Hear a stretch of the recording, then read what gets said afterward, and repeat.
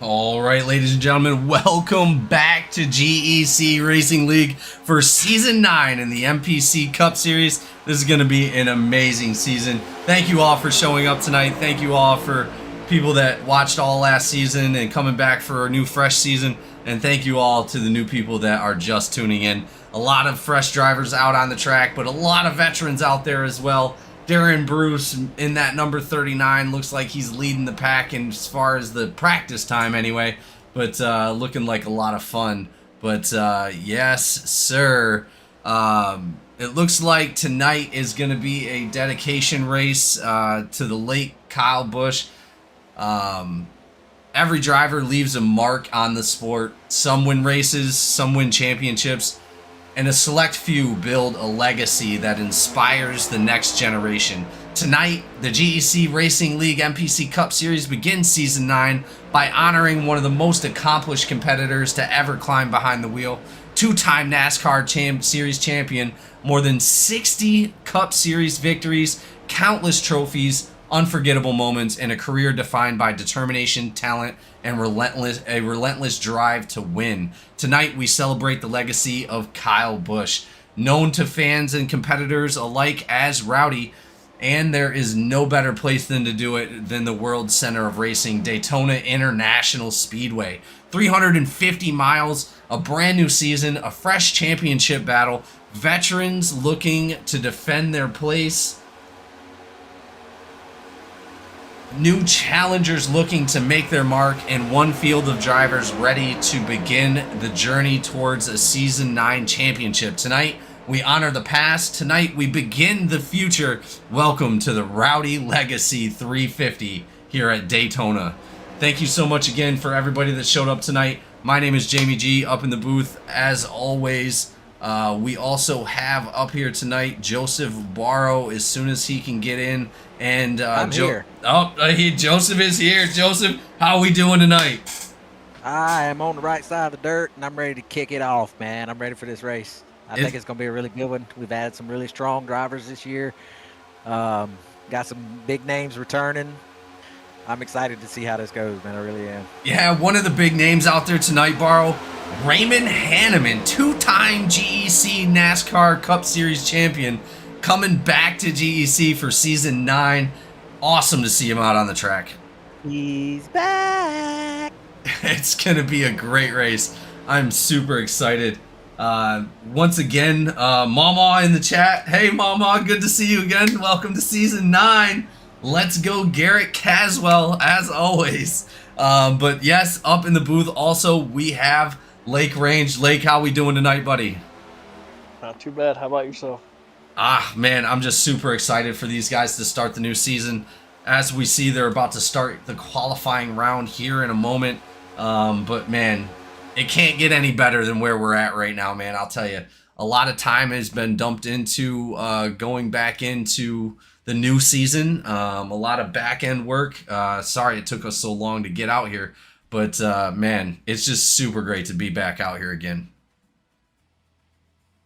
Yeah, I think we got a pretty strong field put together right now. It's a little on the smaller side right now, but I think we got the drivers that we need to have in here right now, and then if we can get drivers to stay around and then add a couple each season, I think once we get a good strong 40 in here, it's gonna be some amazing racing. Yeah, no, I don't disagree whatsoever. What's the count tonight? I think it was 32. Was it 32 or I think it's 27 right now. 28. 28? I swore I seen 32 somewhere, but either way, great field. A lot of select drivers coming back this season. Obviously, we did a lot of reworking with the roster for the Cup Series. We eliminated the ARCA Series from Season 8 coming in. We're only doing the Truck Series and the Cup Series this season. So a lot of new drivers out in the Cup field, a lot of old drivers out in the Cup field, but there's just some people that just aren't here this season.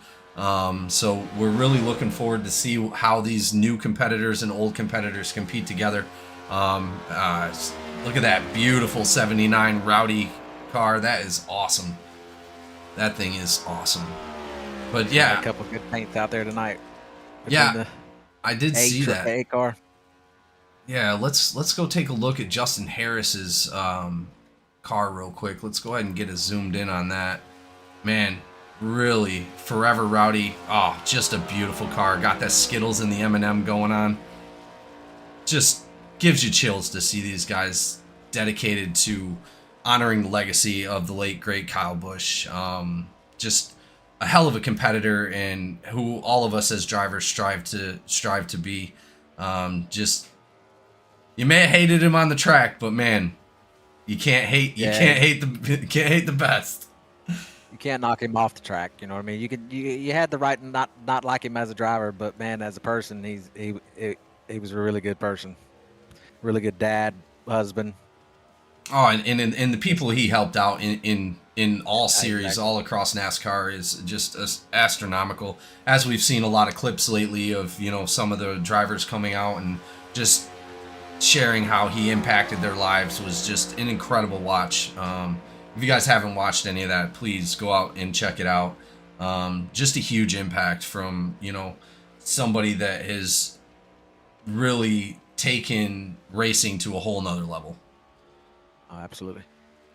Well, let's real quick. Let's take a look and see how the track is looking out here tonight. So it's looking like 74 degrees ambient temperature, 74% moisture on the track, partly cloudy with a 9-mile-an-hour gust. Shouldn't be too bad. Looks like track temperature is just slightly above the ambient temperature at 75 degrees. But again, guys, this is a long race, 140 laps going into this. It's 350 miles, so these guys have a great race in front of them. Hopefully they go out there, they take it easy, and they're able to accomplish the goal that they set out to do, and that is to make it to, for me anyway, it's make it to the finish. You know, obviously the goal is always to win, Barrow, but really, honestly, to tell you the truth, it really comes down to just getting that car to the finish and just seeing where you come out on the list. Yeah, you use 3/4 of this race to know what you can do and what you can't do, and who's going to be your front runners, and if you can survive it and make it last to the end there, you can figure out who all's going to be pretty much up there at the end, and who's going to work with you, who's not going to work with you, and then last 15 laps, go hard. No, absolutely, I agree. We also have somebody else very special joining the booth tonight. We got the number 28 from the Truck Series, Jessica Childs, joining us in the booth tonight to broadcast this one legendary race honoring the late Kyle Busch. Jessica, how are we doing? Oh, I don't think she might be AFK. We'll get back to Jessica in a moment. But again, yeah, it's going to be an amazing race. Can't wait for these guys to start it off. But it's looking like Shane Cochran topping the pole with a, what is it, a 50.39. Raymond Hanneman right behind him, giving him a tie for 50.39 as well. Cornell Bolton, Openchowski. Hold on. What's Cornell Bolton, Openchowski, Osborne, Anderson, and Craighead and K Dunn all taking the same time. That is wild, Barrow. Do you see that? They all the way. Well, I got Cochran at a 3.94. I got Hanneman at a 3.94. I got Bolton at a 3.96. Openchowski at a 3.97. Osborne at a 3.98. Anderson he's at a 4.01, and then I got Craighead with a 4.01. So those top 5-6 drivers are pretty much running identical times. Yeah, that close together. That's pretty much wild. That is wild.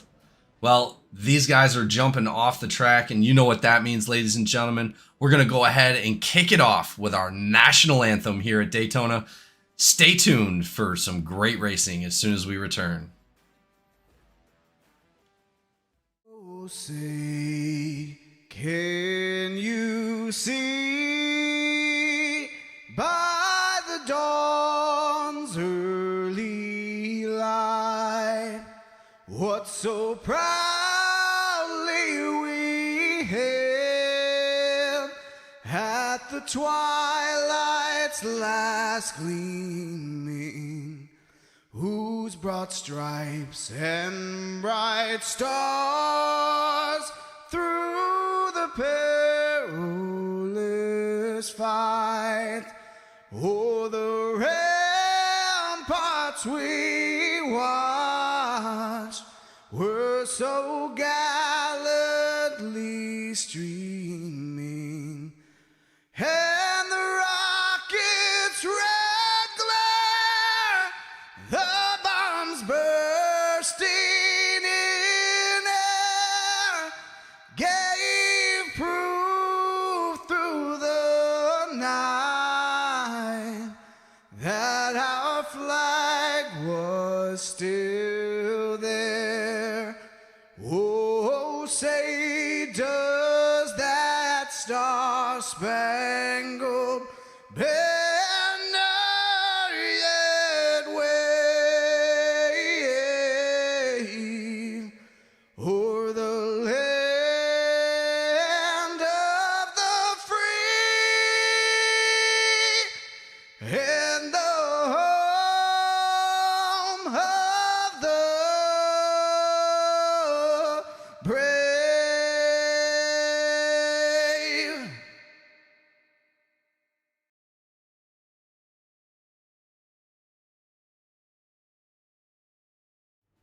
All right, ladies and gentlemen, we are back out on the track as these drivers grid up. This is going to be a fantastic race. I cannot wait to see what these guys have in store for us today. 350 miles. The old ninja's sitting in the top spot there.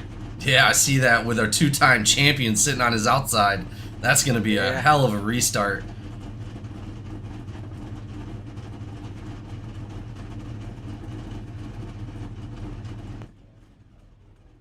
Here we go. Looks like they're about to start rolling.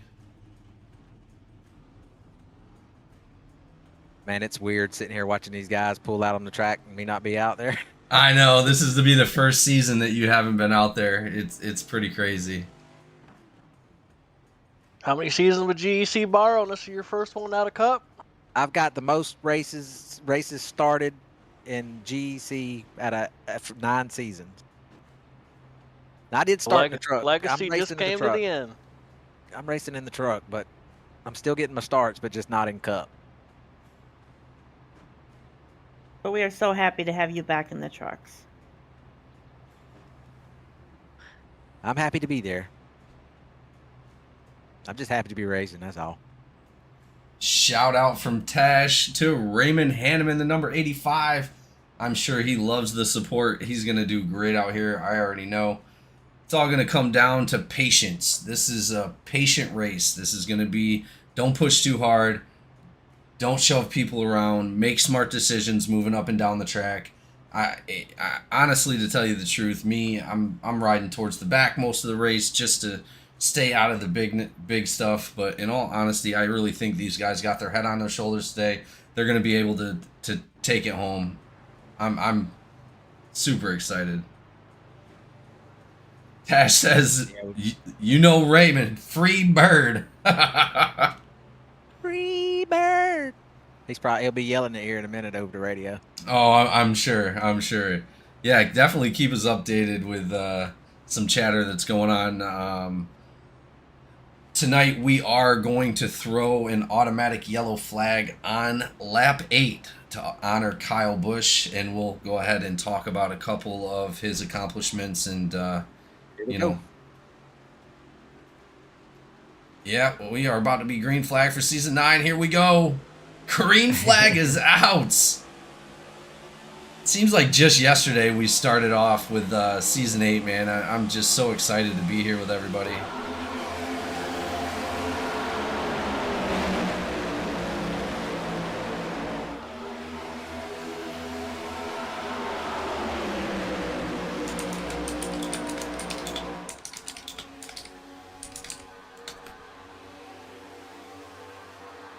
Great start from that outside with Raymond Hanneman jumping down low with the Openchowski right there in front of Shane Cochran. They're trying to control that bottom line early. The number 88 right behind Shane Cochran. But that's going to leave the number 20 outside, Cody Anderson, one of our new guys. One of our new drivers here at GEC. Man, that bottom line already controlling the pace. Number 31 is going to be right there behind Cody. 31 of K. Dunn, a returning driver here at GEC. But right now, currently, the two-time champion, returning champion, Raymond Hanneman leading this race. They're getting a good distance out front, maintaining that speed. Looks like there's a decent distance between all the cars. I don't see a lot of snaking happening right now. Not a lot of wiggle from these guys. It's awesome to see. Number 79 taking 4th place right there behind Shane Cochran, Dakota Osborne. Let's see if we can get...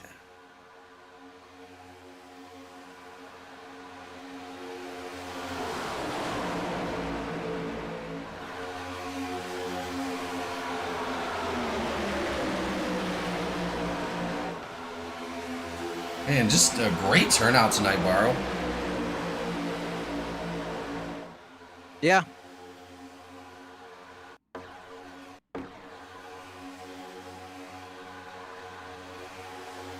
Not a lot going on. Looks like the number 12 jumping up to the top side of the track. 88 is now in control of that outside line in front of the 20. 88 is going to be Cornell Bolton, another returning driver here for GEC NPC Cup Series. I believe Bolton, wasn't he in the Truck Series last season? A couple seasons ago, I believe. He's been here a little bit. That was a He missed some races cup last season. for a little bit. He missed a couple races though. Yeah, that's what I thought.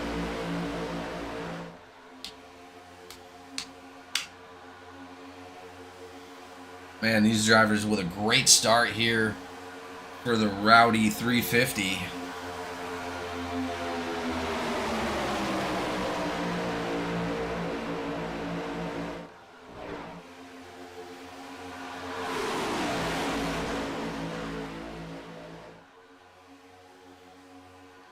As we come into Season 9, Bar, obviously Season 8, awesome season, one of the best seasons yet for GEC.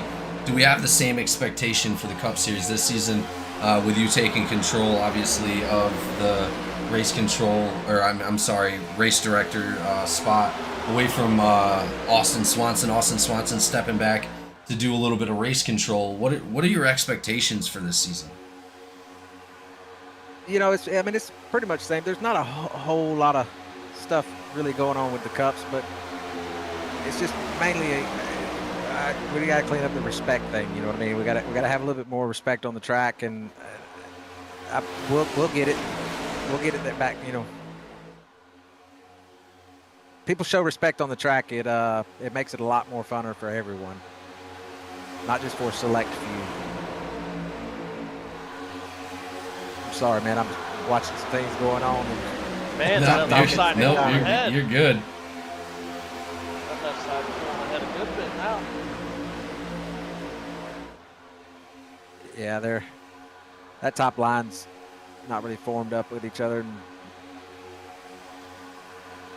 Oh, Yeah, the longer they stay out there like that, the further back they're going to fall. But in all honesty, I expect it to go single file here soon. That's sort of what it's looking like is actually going to happen. We do have some onboard cameras tonight as well. It looks like we got an onboard with Cody Anderson, Cornell Bolton, and Spencer Teal. Let's go ahead and check out Cornell Bolton. He's going to be up in the front of the track right at the moment. Let's go ahead and take a look on board with him. See what it looks like from his perspective being out front here at Daytona.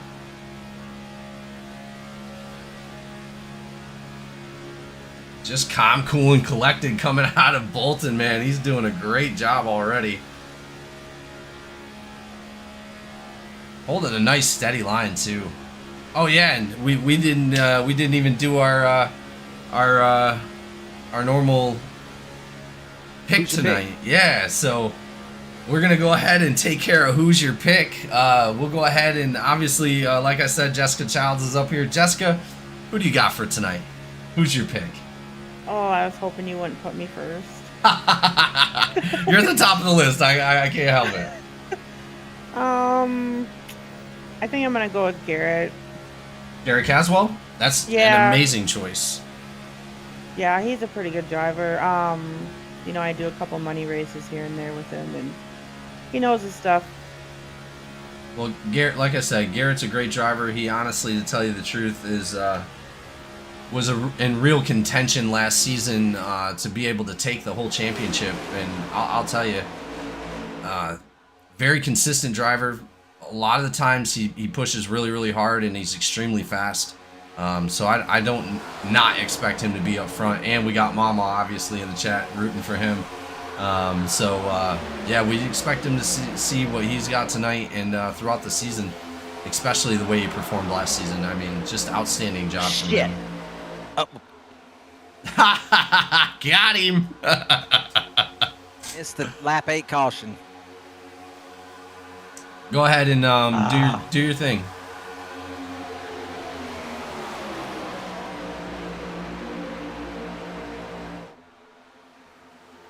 As we come into this caution, that is going to be a caution for Kyle Busch, one of the best drivers in NASCAR history. Just an amazing job. Total NASCAR wins for Kyle Busch, guys, is going to be 234 total National Series wins, 63 Cup Series wins, 102 in the Xfinity, and 69 in the Craftsman Truck Series. Little bit of a Cup Series highlight. One is Cup Championship in 2015 and 2019. Ironman streak held the NASCAR record for posting at least one Cup race win in 19 consecutive seasons, which was only broke last season. Bristol Sweep made history as the first driver to sweep all 3 National Touring Series in a single race weekend at Bristol Motor Speedway, accomplishing the feat twice in 2010 and 2017. Born in Las Vegas, Nevada, obviously coming out of racing lineage, followed the footsteps of his older brother Kurt Busch, putting Las Vegas on the map for NASCAR talent, starting racing legend cars at only the age of 14, and was competing in the truck series by 16. And mind you guys, that was before they set it up to be age of 18, before you could even race in the truck series. He's also a team owner. Obviously, a lot of people know, founded Kyle Busch Motorsports in 2007, which became the most successful team in the Truck Series history before being sold in 2003. Obviously, like we were talking before, a great father to Braxton, a great husband to his wife. I mean, just an amazing person overall, and the impact that he made on the national level is just wild. All the drivers that looked up to him and that he helped get to where they are, including drivers like Bubba Wallace and several other drivers on that list. But guys, I mean, is off the top of your head, other than obviously Dale Earnhardt, is there any other impactful driver like Kyle Busch that you've ever seen, ever?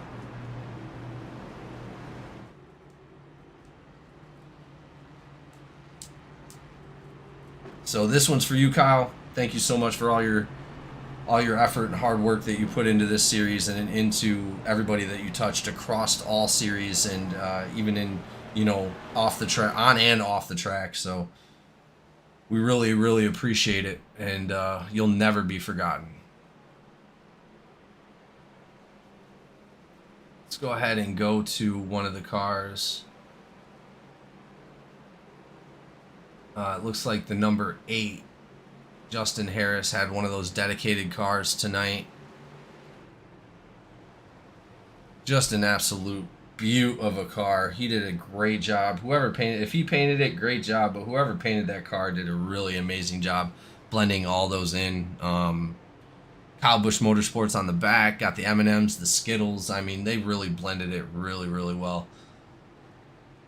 I believe there was another couple cars out there. The 79 also had a good paint scheme. Dakota Osborne. That's going to be the Rowdy Energy.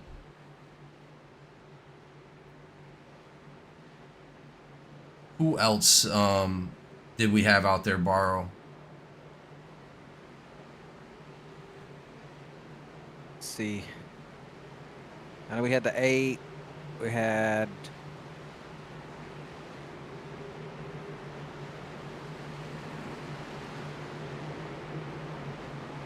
Looking through the field. 88. 88? Oh, no, Yeah, Bolton? Oh, yeah. He's got that Rowdy snap-on vehicle. 79's got Rowdy on his car. Dakota Osborne. Yep, we just actually looked at his. Forever Rowdy, the 8. Well, we already talked about him. Then you got Forever Rowdy, the 18. 18. Teal. Oh, that's right. Where is Teal? Let me find him real quick. Spencer Teal out there. He's sitting at 19th. Yeah, I'm not seeing the same paint schemes that you are. You got your trading paints I do, high yeah. numbers turned on?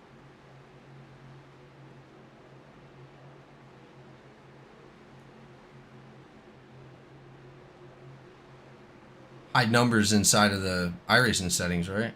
Right, the graphics, yeah. Let me go in real quick and make sure that that's... If you do an update, it turns it off by itself. Yeah. You said in graphics? Yeah. Hide car number. Hide car number is on. So you said turn it Yeah. off? No, it should be on. Okay. I don't know. You may have to.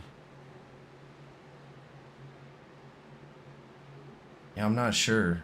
Because Teal is still showing the GEC 500 paint job. And May have to Bolton's update. as well. You have trading paints open right now, right? They're fixing Yeah. to get ready to go back green too. Oh yeah, I definitely do.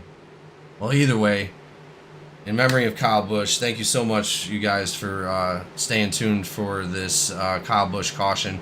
But we're about green flag racing back at Daytona here. Here we go, ladies and gentlemen.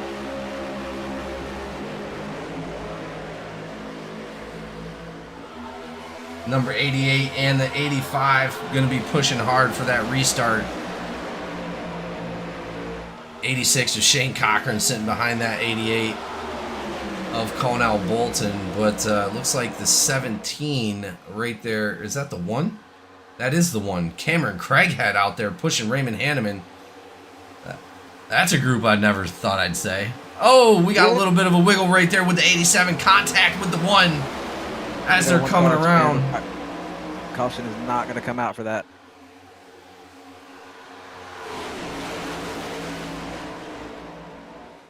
Was there an incident down low? It was a checkup. Burtmeyer got involved in just a hard checkup there in the back.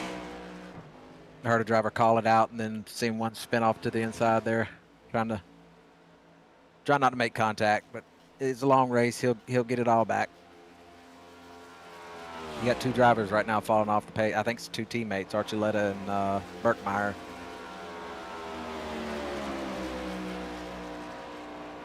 Yeah, definitely not good for Archuleta, unfortunately. Let's see. Well, both of them lost the pack there. They'll be able to get up with each other here in a second. And like I said, it's a long race. They'll eventually get it back.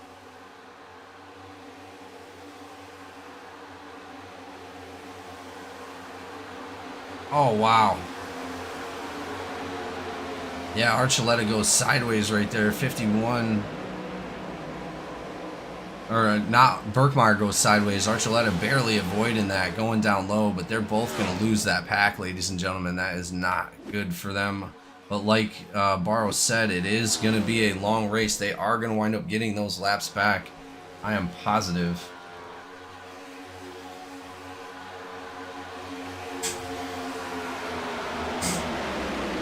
But yeah, just amazing racing out here so far, Barrow.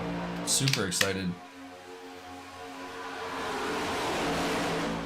Yeah, they put a little space between them a little bit. They ain't, well, as soon as I say they ain't pushing as hard, you got to block. He got one taking away the run to the high side. I believe that was Garrett Caswell. Wasn't Yeah, that was Caswell up front leading this race right now. controlling lanes there. Not doing a Outside had great a job run. too, making a really, Oh, really, yeah. And Woo! not today. He went to the outside and got a nose in on him. So Yeah, that was beautiful right there by Raymond Hanneman. He's gonna have, it looks like Randy Sprouse behind him, or is that still Bolton? Bolton, it's Bolton. Oh, it is Bolton. Nice. Bolton with a really nice push on the outside, giving them the ability to drop down to the bottom lane in front of Garrett Caswell and that number 1 of Cameron Craighead. Yeah, and you got these two teammates here linked up, I believe, running third and fourth. Got the Ninja coming in there, getting in the mix. Shane Cochran, GEC's very own Ninja, but they got that 87 and the number 1 on the outside right now, pushing hard. 17 right behind him, Randy Sprouse.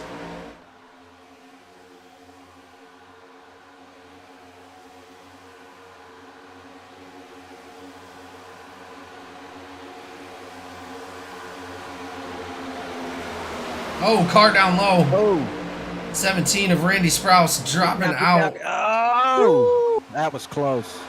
That got real close coming back on the track. What happened there? I didn't even see that. Yeah, I'm not 100% sure what happened either. Let's go back and see if we can take a look. I think he tried to jump to the inside there, and there was a late block.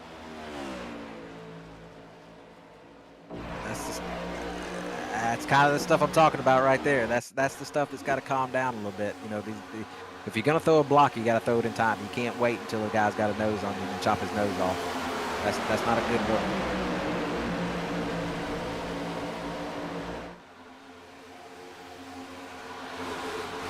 Luckily, he's able to keep it under control. Oh man, I don't even know if that was oh yeah, that was a late block by the 1 of Cameron Craighead. Pushing Randy Sprouse down to the bottom of the track. So close with the other drivers right there. Almost causing a huge incident right there. Good job for Randy Sprouse keeping it down to the bottom of the track, but that is also going to put him in the same position as Benjamin Archuleta and Hunter Birkmeyer. We also have Darren Bruce riding by himself.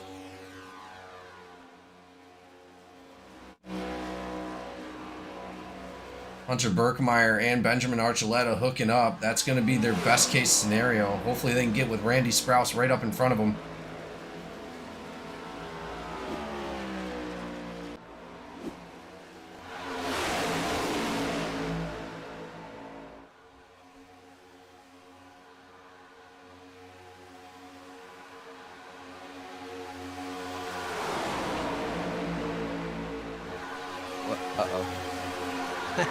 What happened? I'm getting all kind of wonky. It's first race of the season. I was muted when I just talked to the drivers, right? You didn't hear me. Yeah, no, I didn't hear you talk. Okay.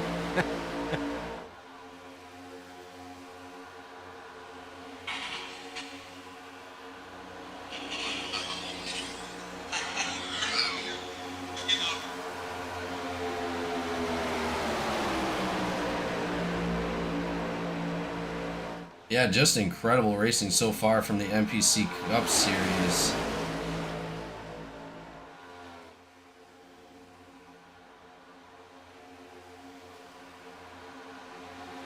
Seems like we're getting a slight lag issue again.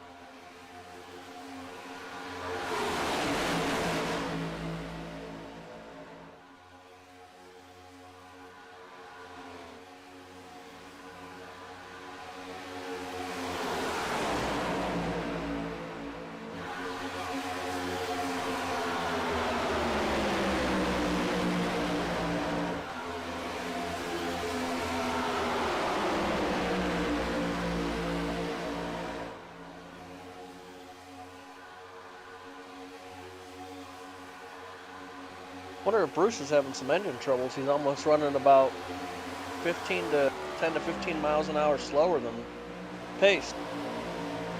Well, they're all up in that draft, man. In all honesty, once you fall out of that draft, that's about the pace you're going to wind up taking, unfortunately.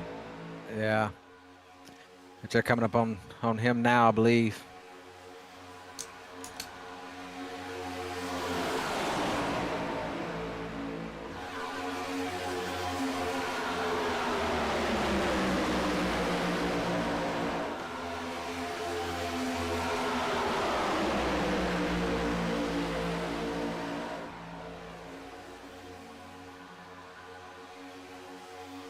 Still, nonetheless, amazing racing so far.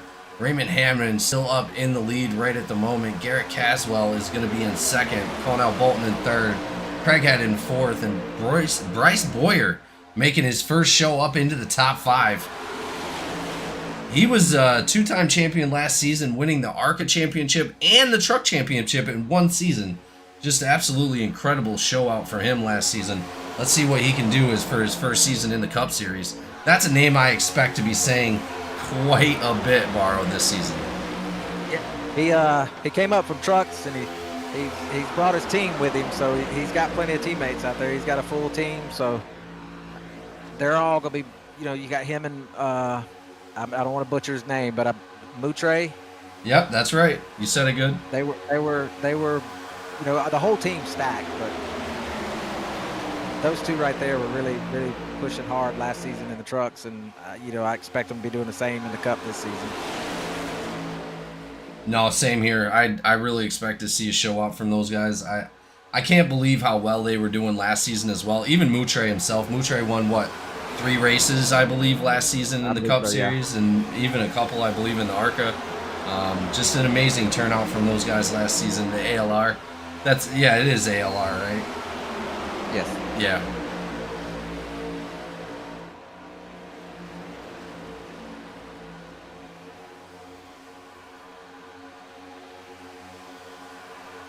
Hanneman's still leading out this field. Getting ready for some green flag pit stops here, especially with the ones that didn't pit on the botched lap 8 caution. It's all good, man. We still got to honor Kyle Busch and make sure that everybody, was able to just take a moment to remember some of his greatest accomplishments, and it's just always great to be able to honor somebody like that.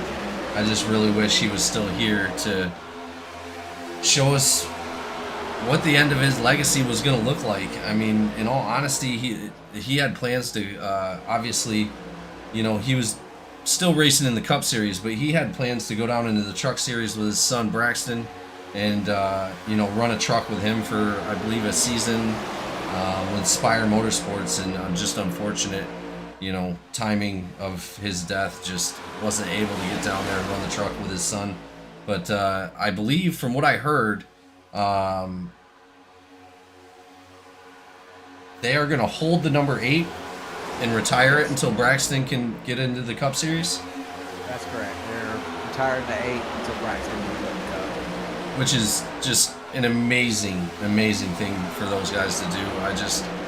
It's so awesome to see, everybody care as much as they did. I also believe that Spire Motorsports guaranteed him a spot as well in the Truck Series. That I'm not 100% sure about it. Take a repeat of that. I imagine they will, though.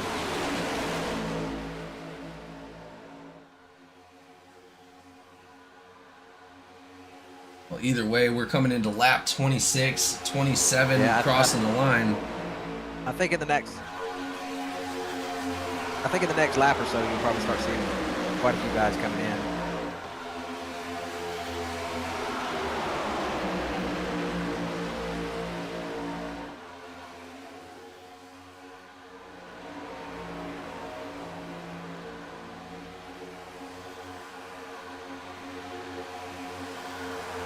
Just astonishing so far. These guys are just so talented. They're able to keep it green flag. You see all the cars, they're completely separated from each other. Nobody's pushing anybody really, really hard except for the front guys. I mean, just a lot of talent out on the track, and they're showing it right now.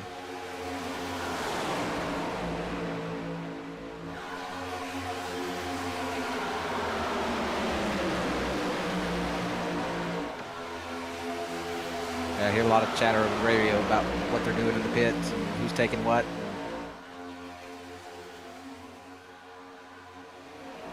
They're planning on coming in very soon here. We're on lap 29. Someone pushing it to the very end there on the fuel.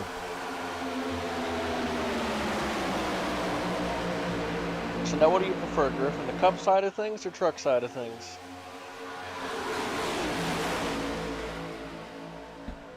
Well, so I'm sorry, what was the question? So what do you prefer, the Cup side or truck side of things? What would you rather race in? I would much rather be racing up into the Cup Series. It's one of my favorite cars to run. It was ultimately, I brought the Cup Series back into GEC because I really wanted to race those, but unfortunately for 2 seasons I wound up stepping out as our broadcaster. Big moves from the guys out there. That number 88, 27 getting pushed out to the outside. 88 dropping down to the inside. Number 3 of Dusty Haynes is going to be in second for that outside line behind the number 27. Number 27 pushing out there. Lee Kiernan looking to make some moves. You got Outlaw poking their noses up there in the top now. They kind of set back there a little bit, and now they're making their push back up to the front. If they get that outside line to form up a little better, they might be able to side draft a little bit and get up there. But I believe a lot of that bottom line is fixing to go in. Yeah, as far as your question, Lake, I really love the Cup cars, but in all honesty, I wouldn't regret for a second running down with the truck guys. A lot of fun. We enjoy our time out there on the track, and I enjoy a lot of the competitors that are out there. Even though a couple of them have now moved up, but we got some green flag pits. They're getting ready to come in right here. Oh yeah, Here they big chunk of cars coming down. Out. Only 6 took it that time. Oh, did he get? Yeah, he got. I thought he was fixing to lose it there. Well, Bolton was fixing to go sideways. Craighead, Hanneman, Garrett Caswell, Josh McCabe, Colonel Bolton, and Shane Cochran all coming down into the pits. I'm surprised both McCabe's didn't come in. Well, that's only going to leave to guess when those other guys are going to wind up coming down into pit lane as well.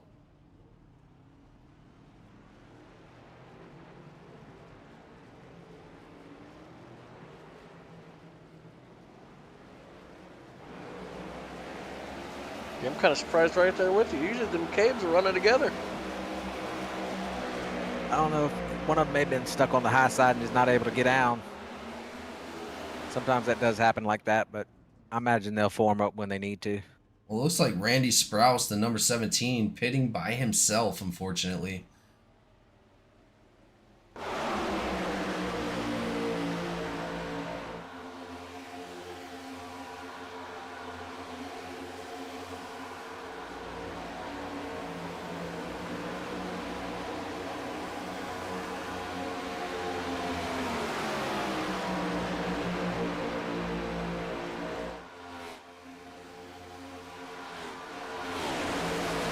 Yeah, I imagine a huge chunk of cars are going to come down to the pits here soon. That pack. Well, they'll have a few more. There'll be a few more because a lot of these guys pitted during the caution that we had. The other ones that are pitting now didn't, so they'll have a little extra fuel. So probably about another 8 or 9 laps. Well, about another 7 or 8 laps here. We'll see some more pit stops.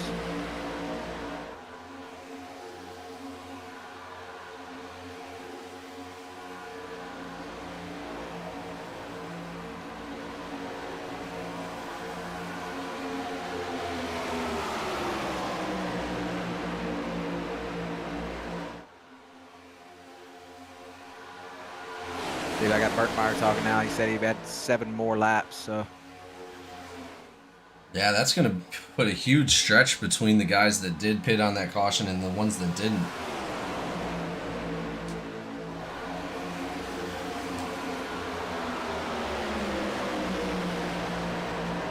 So also in more recent news, we have Outlaw practicing for the 24-hour at Le Mans coming up next weekend. I mean, you looking forward to that, Joe? I am a little bit better now, but in the beginning, it was hard for me to learn it. It wasn't necessarily the track; it was the LMP2 car, Delara. It just it's a hard car to learn if you ain't never driven it before. But I got my times down. I'm second fastest right now out of the guys, and I feel pretty comfortable in it. Just got to get a little more comfortable. Well, and if it goes to show anything in the ability of Outlaw and to be able to put on a good race, I mean, we've done incredible things in the endurance races recently that we put on. So I'm really looking forward to it. It's going to be a lot of fun. Yeah, I'm ready for it. I gotta look at my dates too, because I think it's this weekend.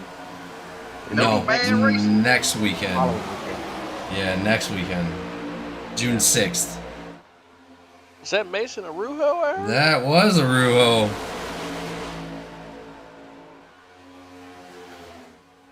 And we got some strategies. It's a going rude joke, but I'll let you get off with it this time. Do what now?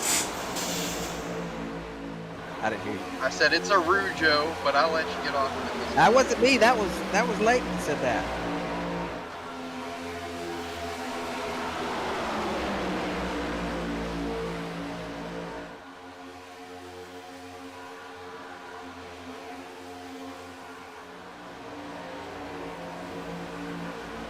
Man, Guys we're really split up a little bit here. You got 4 cars. They're trying their best to stay ahead of the 4 cars behind them. having some stream issues again, Barrow. Go ahead for a minute. I'm going to see what I can do to fix this. Thank you for your patience, guys. I'll be right back. We're going to see if we can fix it. What's it doing? It's dropping frames again for some reason. That's fine.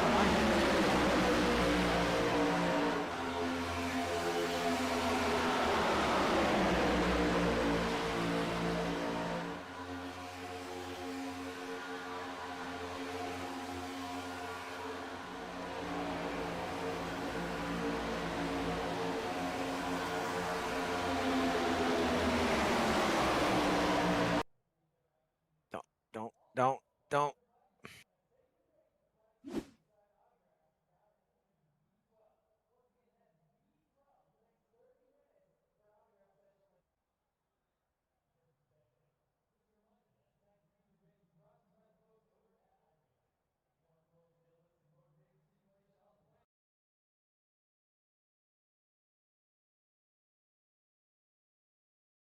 Four wide coming off.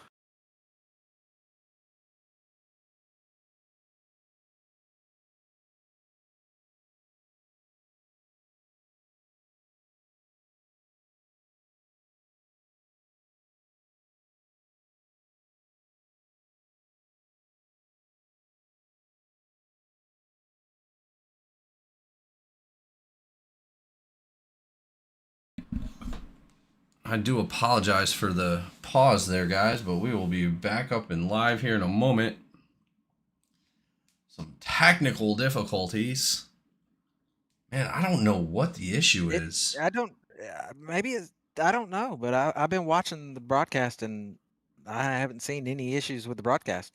Really? It looked fine. Seems like it was stuttering.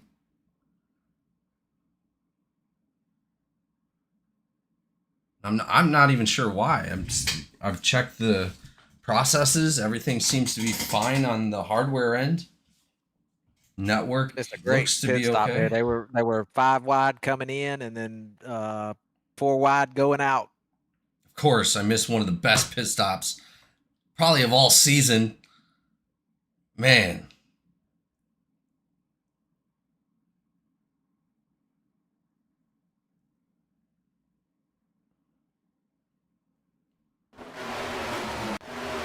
There we go. We are back up and running, ladies and gentlemen. Oh, it's a good thing they give you a rewind function. Not when you have to back out of the whole race for network issues. Oh, you backed out all the way through. Gotcha. Yeah, I didn't have much of a choice. But it's really not looking like it was network issues, because I went in and directly hardwired everything in, and I'm still getting the same drop frame issue.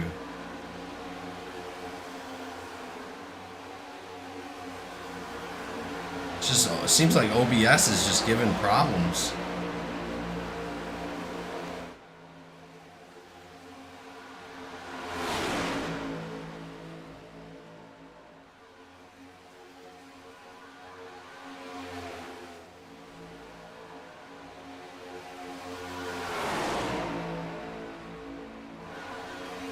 Everything's gotten really spread out here now. You got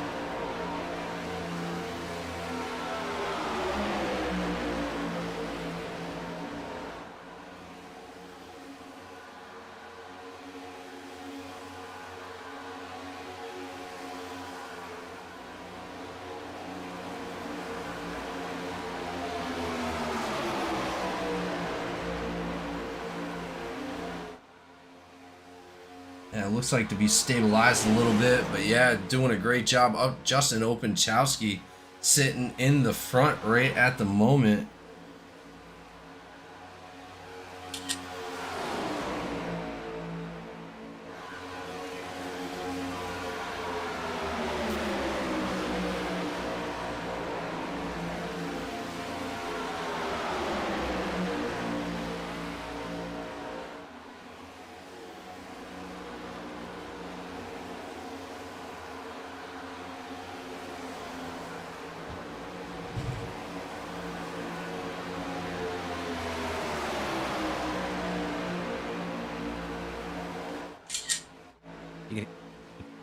you can hear all these guys talking. They're strategizing with each group is strategizing with each other how to catch the next group in front of them. Well, there's a huge separation right now, Barrow. We're using a little bit over half the track, which is amazing to see how separated these guys are coming into lap 44. 96 laps to go. So absolutely incredible job by these drivers so far. Does look like that front pack is now being led by Cameron Craighead right behind McCabe. Jason McCabe not going a lap down. Looks like Craighead is pushing him forward. Yeah, they're trying to stay ahead of that pack behind them there. They would love to make it to the next pit stop cycle and be the first ones there. So.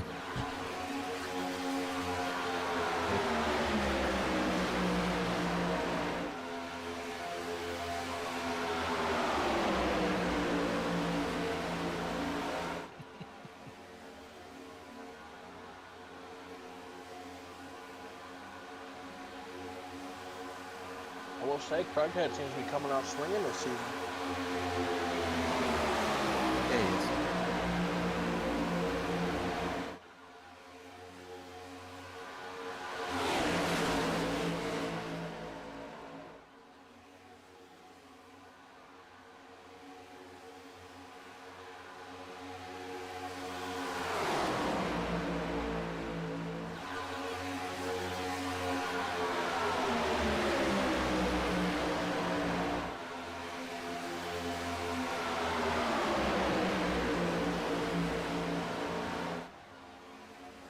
Now, who's Craighead running with this year? I believe he's by himself there. No team.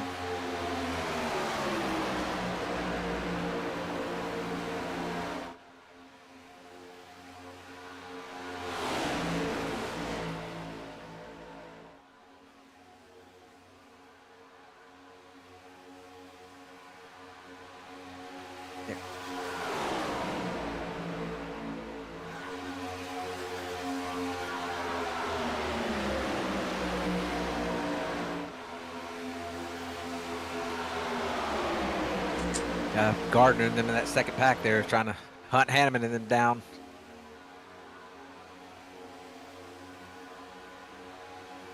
Cornerstone Motorsports back there in that second pack. I believe they're top 3 cars in there. got them and Outlaw kind of working together right now, try to get caught up that second pack, that first pack. Don't believe they're really gaining on them right now.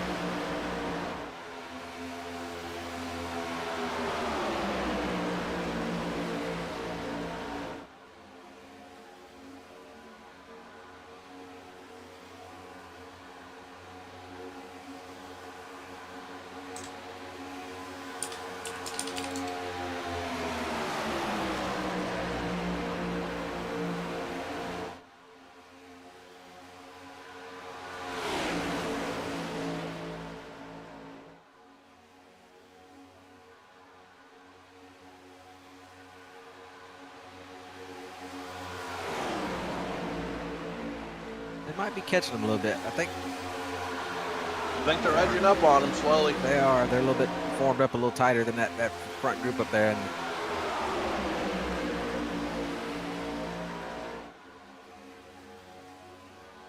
you got some drivers that are fixing to start swapping positions up here in the front pack too. That's gonna slow them down a little bit.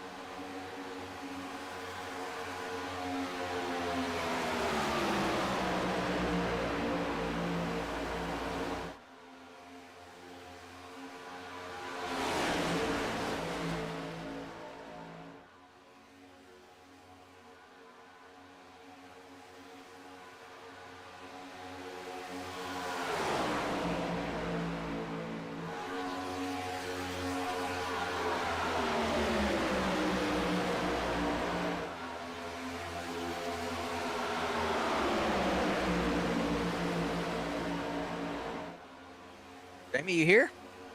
Oh, that was almost bad. Yeah, I am definitely here. I'm just sitting in the background watching what's going on right now, trying to figure out why we're dropping so many frames to try to get this broadcast back to where it needs to be. But again, amazing racing so far. That's just on your end, man. I wouldn't even worry about the broadcast because it's working perfectly fine. I'm watching it as we're speaking right now. It's fine.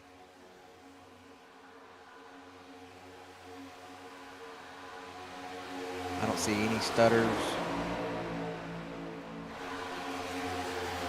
All right. Well, either way, looks like Raymond Hanneman is now taking back the lead from Cameron Craighead. Josh McCabe sitting in second right at the moment. But his brother is in desperate trouble. Jason McCabe sitting in 21st, right in front of the leader. If that leader passes him, he is going to wind up going a lap down, ladies and gentlemen. That number 17 of Sprouse sitting in third, wait. Sprouse is up there. Where? Oh, Sprouse is a lap down right now. Yeah, he's in that group, but he's just running with them. It's like McCabe there. McCabe's leading that first group, but he's 21st.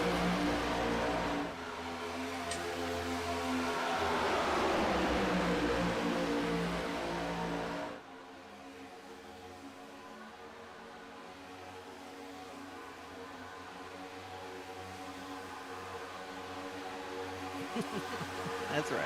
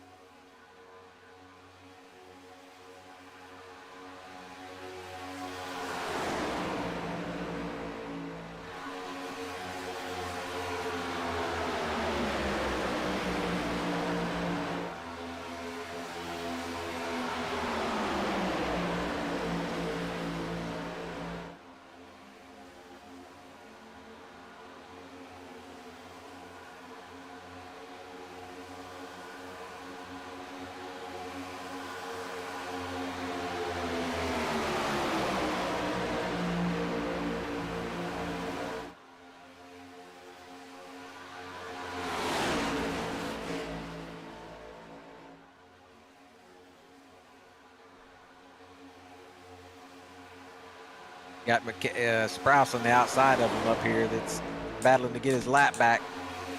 He keeps jumping to the outside there, and it's slowing that front pack down a little bit. They go side by side like that, which they dropped back that time, but he's back single file now.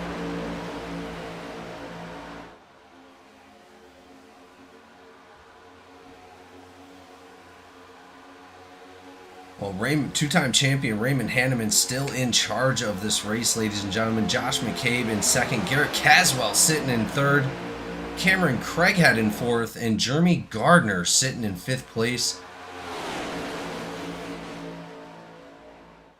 Gardner, he's going to be one of our new drivers, right? Yep, he's with Cornerstone Motorsports. Well, we also have A. Williams in sixth. I believe he's going to be a new driver as well. That's also Cornerstone. You got Williams, Evans, Gardner. Let's see, hold on. You got Gardner, Williams, Anderson, Evans, and where's their other? Silvers. The 4-car. I don't see that 4-car. Oh, yeah, no, he is up in... He's in the second pack. Yeah. Well, he's going to be trying to fight his way to try to get up to his comrades up there, but looks like he is in line with Cody Anderson. Yeah, no, he's in that same pack. Oh, they're all in the same pack. Anderson, yeah, and Silvers. They've all teamed up. Pretty much that whole second pack is Outlaw and we got Nevermind up there, but it's Outlaw and Cornerstone. Well, and again, we're still using up almost half of the track, Barrow. 3 separate groups of cars in this lineup.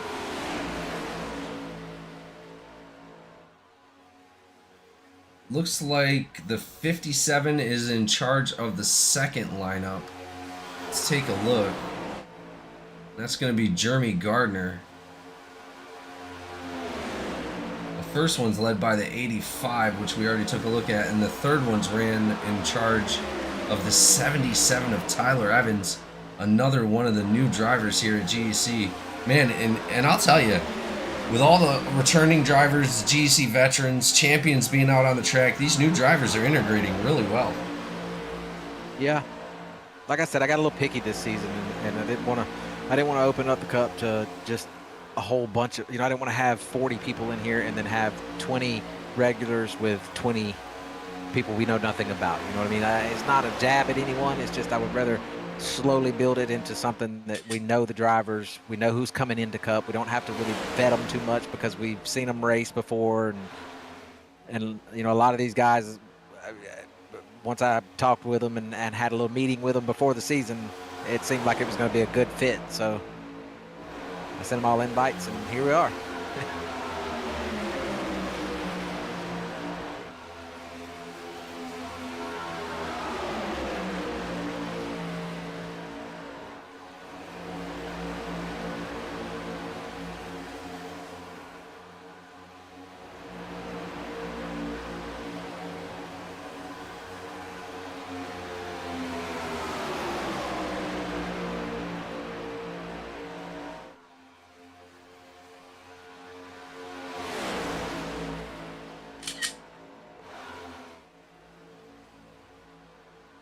Well, absolutely putting on a hell of a show so far. Super, super crazy that these guys are so separated already.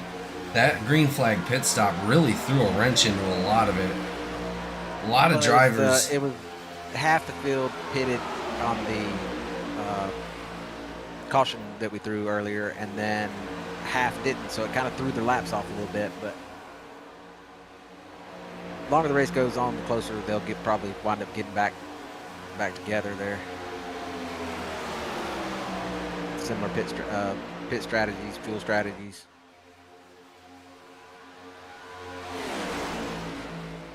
Won't be the same, but it'll be similar. Which I think is the second pack that probably, the second ones that pitted a little later than the ones that did pit on the lap 8 caution. I think it benefited them a lot because they may be able to push it a little bit further there at the end.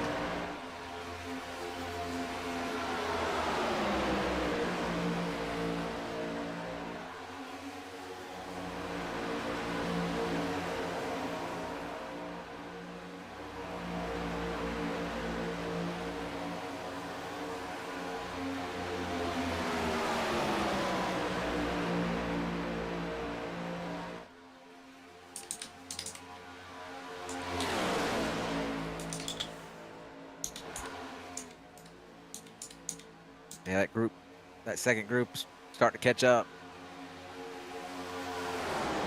That Yeah. first group's getting ready to come in here. Yeah, we're They're getting coming in in this time. Oh, they are? Hanneman and that first group's coming in. Well, that is going to leave McCabe. I doubt. I think 36 may come in with them, It would be smart. but Here they go.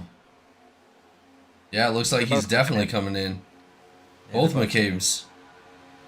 5 Fortmeyer drivers. stayed out. Archuleta stayed out. Sprouse stayed out. Got his lap back.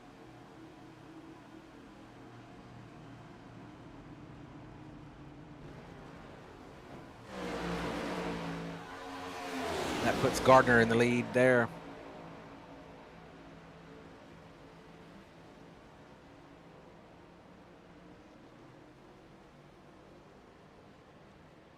Oh, looks like McCabe off the rip.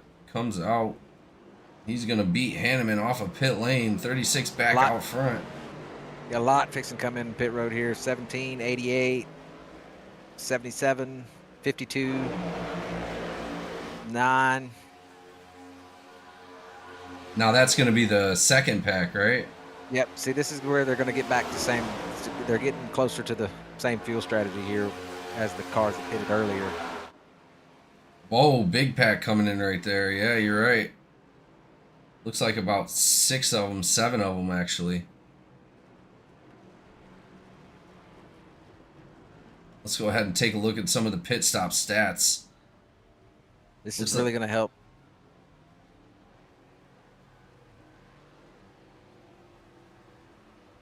Hanneman and Caswell and Craighead here.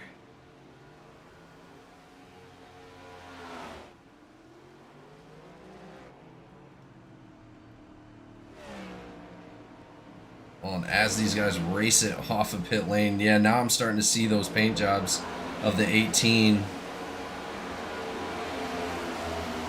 Oh, still.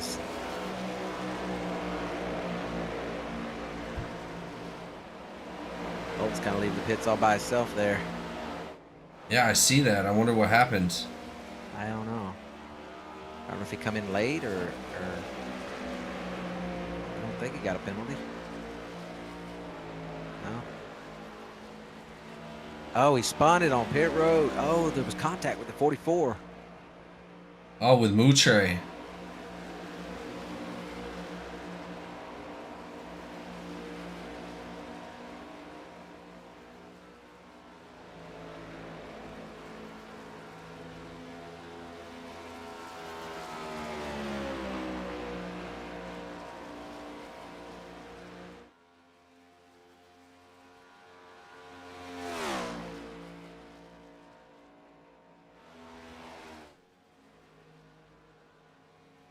That's all right, ladies and gentlemen. We still have a long race to go.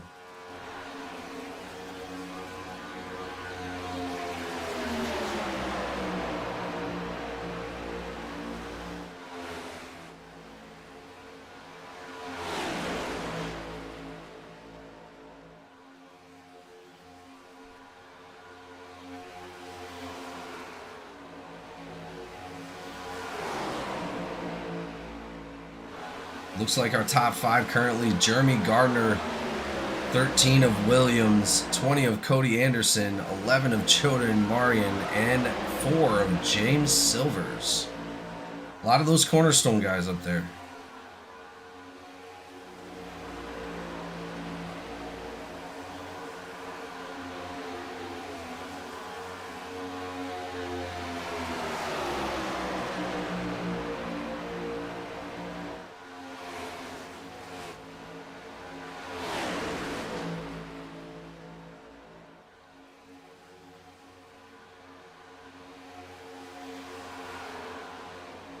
Barrow, we are already going into lap 68 almost, and wow, what an incredible race. Don't say it. I was muted because I just talked to the driver, but the whole time he was saying it, I was going, hush, hush, don't say it.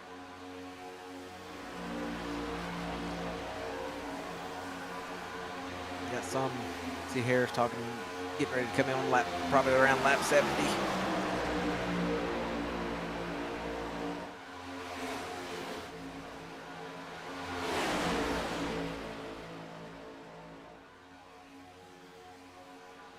Hey, I know it's 67 laps in, but we never did do our picks. Oh, that's right. We asked Jess for her pick, and she chose, I believe, Garrett Caswell, and then we just continued doing what we were doing. Okay. All right, fair enough. All right. Barrow, who you got for tonight's pick? I'm gonna have to pick him. Just I believe I'm gonna have to go with the. I believe I have to go with the 4-car. Man, you can't. I just can't.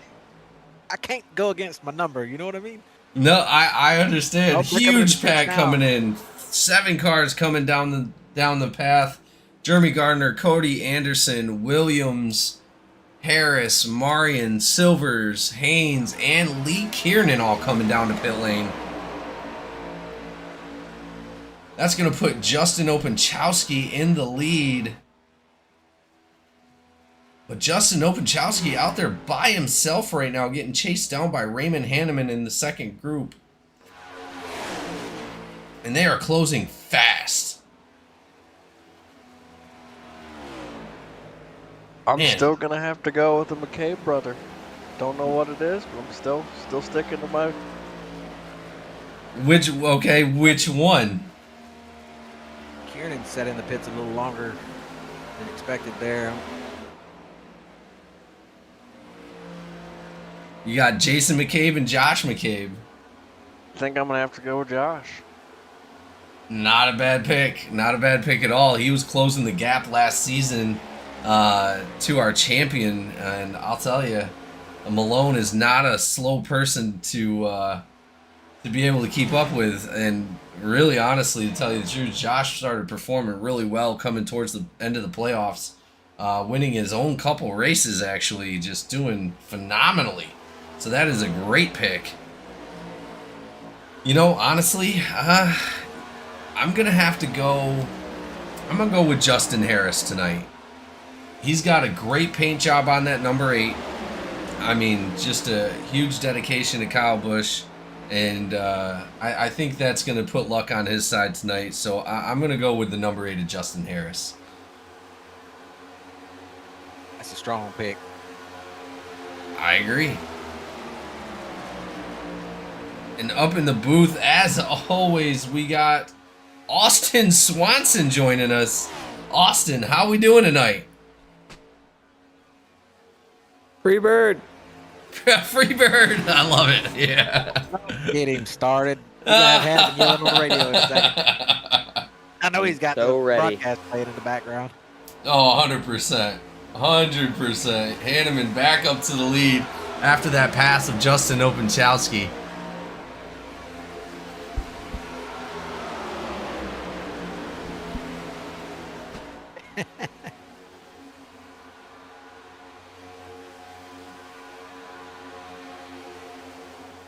Absolutely phenomenal from that front pack, just staying together. There's a lot of strategizing going on. People don't want to talk over the radio and give out information to each other. They're not in the correct channels to talk to each other privately, so they're holding back what they're saying. Well, in Barra, we're a little over halfway done with this race already, and I'll tell you, the separate groups, the green flag pit stops, now we're using over 80% of the track. You're seeing a whole bunch of cars that are grouped together. The 85 leading that front pack, the 57 leading the second pack, 36, and most likely is his brother back there with him, We also got some guys coming down into the pits. Dakota Osborne, Kay Dunn, Benjamin Archuleta, all coming down into the pits. We also have Burkmeyer and Darren Bruce in there as well. Darren Bruce now just getting off of pit lane. Burkmeyer as well coming off. Oh, they're all coming off of pit lane right now with the 79 and the 31. A little bit extra time down there for those guys, but it's looking like they're going to be able to group back together. But right as it stands right now, we have over 6 packs of cars running. Let's go check on the 36. Where is he at? Yeah, oh wow, he's back there with Randy Sprouse and that number 17. They're going to be running with just 2 cars out there, coming into, looks like, the front stretch.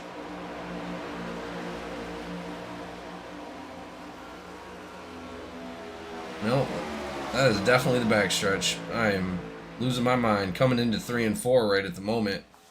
But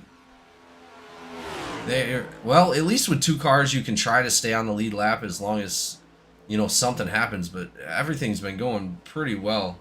So it's, are you going to be able to expect that caution to happen, right? That's what they're thinking, to try to stay up on that lead lap, but you're going to have to be right next to each other trying to push really, really hard. You got about 20 people right now that are not wanting the caution. You got about 7 that's wanting the caution. Yeah, well. 7 cars on the at least a lap down now. Is that Opachowski coming in by himself? Oh, is it really? Well, he was running up there by himself, unfortunately. That is Opachowski coming down to pit lane on his own. Late pit stop for Justin Opachowski in the number 96. He's running in the 11th spot right now before he pit.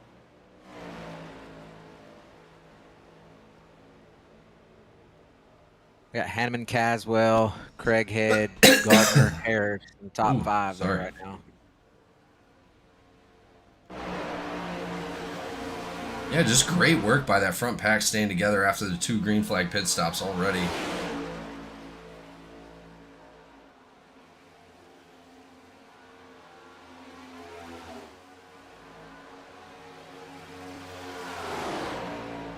Let's go ahead and ride along with one of our camera drivers tonight, Spencer Teal. Let's ride along with Teal and see what he sees right there behind that Bucky's number 44 of Moutre. There you go. You got the paint on there now. Yeah, I see it. I see it.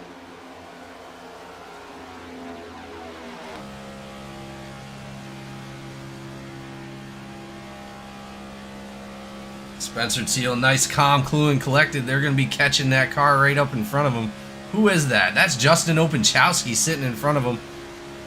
Hopefully Opachowski can sit there and tuck in behind him. They're going to go ahead and make a pass on the outside in that tri-oval right there, going into 1 and 2. I love Teal's seat. Oh yeah, no, it's awesome. He's got all them lights on. I don't see how he races with all them lights on like that. I do the same thing. I'm not gonna lie. I got to cut them off. Well, I can't see the stuff. I got these 3 monitors. I can't see the stuff behind there not moving like my car is moving. It messes with my It gets me a little wonky in the head. I don't know. I just, but you know, it makes it worse. I've never really tried racing in the dark. I don't know why. Maybe a little roof too that closes down on top of my monitors that sits back behind my head, so I'm just in this little cocoon. Oh man, nice, calm, cool, and collected coming out of Spencer Teal, the number 18, representing Rowdy himself. I mean, these guys have some amazing paint jobs tonight. They really do.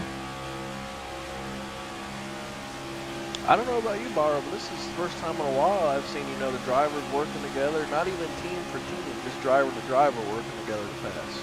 Oh, that front pack. There's a lot of, some of the teams got split up a little bit, so there's a lot of people that wouldn't normally work with someone that's having to work with someone just to keep the pace.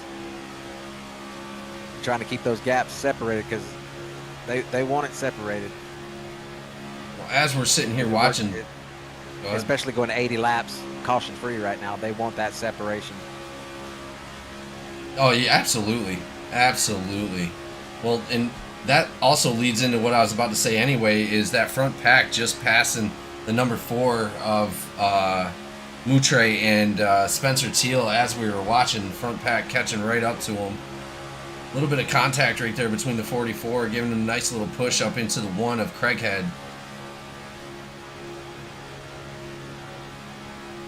We also got a couple other drivers. Let's ride along with Cornell Bolton. Let's see where he is at the moment.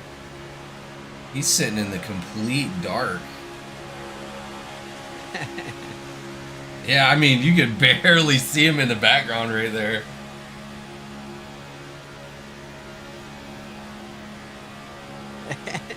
See, you can see the glow of his screen. That's it. Is that what you're talking? That's how you got to race, Barrow? That's about it. I'm a little bit brighter than that, but that's the most part. That's how I race. Well, either way, he's looking pretty calm, cool, and collected as well. Number 88. Oh, almost makes contact underneath the 87 of Garrett Caswell right there. You're coming up on, looks like Craighead and Cochran there. That was the number 9, actually, in Cochran. Is it? Yeah, who's sitting in that number 9? That's Bryce Boyer. Yeah, Boyer, yeah.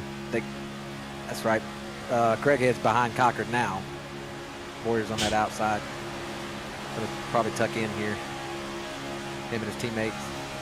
Well, if I'm not wrong, wasn't Craighead and Cochran on a team at one point? No. Craighead was with Skidmark. Cochran wasn't with the Skidmark? Who was he with? No, by himself. He ran. I think he teamed up with Koonin and them a while back, but for the most part, Cochran's always been by himself.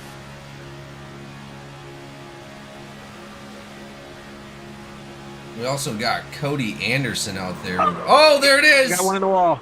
It's Bolton in the wall. As we were on camera with Bolton. Oh no, huge damage to that number 88. Let's go back and take a look and see what happened there.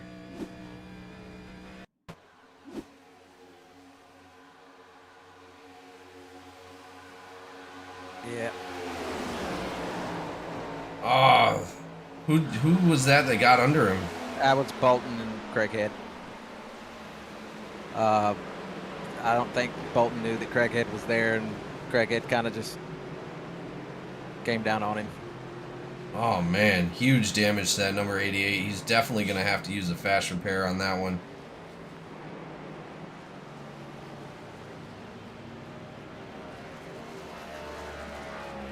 Let's go back and take a look one more time.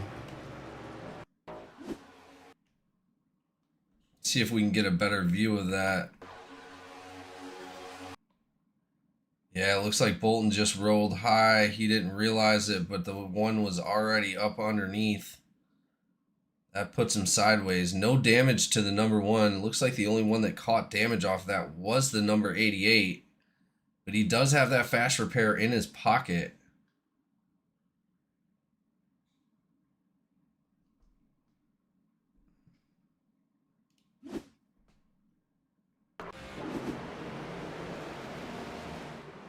Wow. Absolutely incredible. Number 88 is smoking a little bit. He's going to have to get that back into pit lane before he blows it up. Yeah, he's on that outside line there, and he was trying to get back down in, but Craighead kind of creeped up on him there, and I don't think Bolton knew he was there, and he just kept coming down.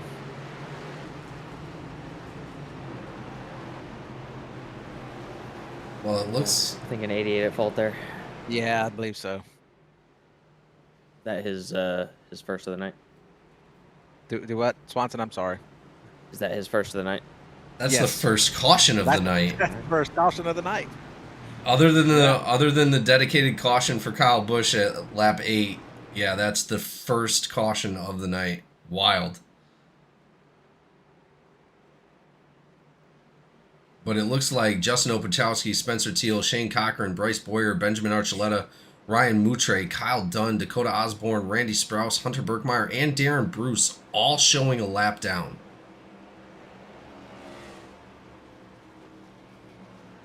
But it does look like a lot of these guys are deciding to come down into pit lane. This is gonna. Yeah. You got a lot of guys right now that's happy about this, and you got a lot of guys that ain't.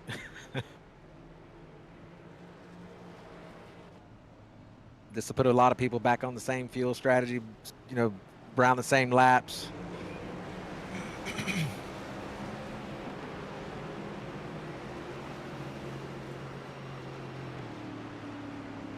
You got quite a bit that are lapped down here. I'll wait for the field to come back around and see where it's scoring everyone at. But right now I've got all the way to 17th. 17th to 25th is a lap down. 26 and 27 are 2 laps down. That's Berkmeyer and Bruce. Well, it's looking like, yeah. Well, now everybody from 19th to 27th is a lap down.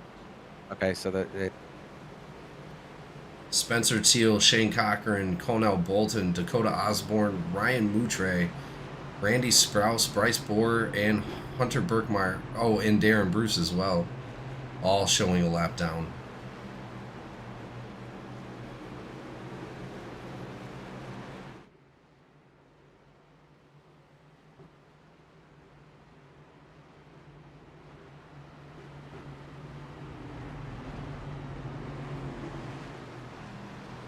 Absolutely incredible so far. 85 laps in, 56 to go.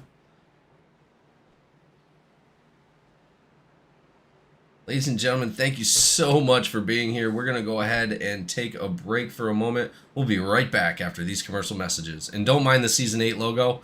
We got to change that, but we'll be right back.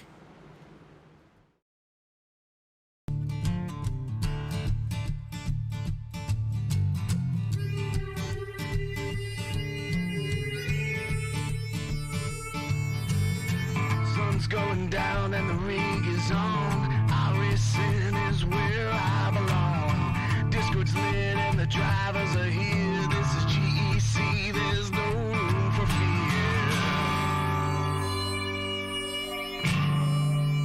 Green flag drops and the engines roar. 40 cars and we all want more. Mash the gases, we're on the line. Forward and we're feeling fine. Close in a slipstream dance, taking the corners in a high-speed trance. Try oval side by side in this GEC league. There's nowhere to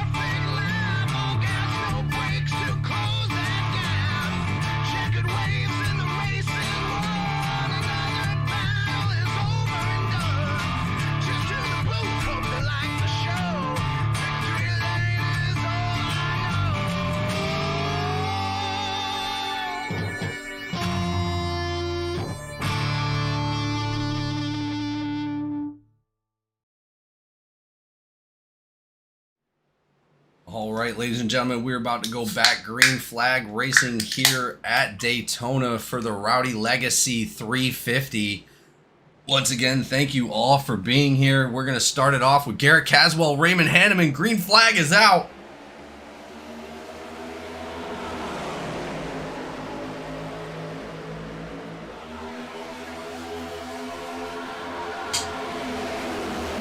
And I got a huge jump out there. They're going to come up on him pretty quick here. He probably throttle out, rest in there.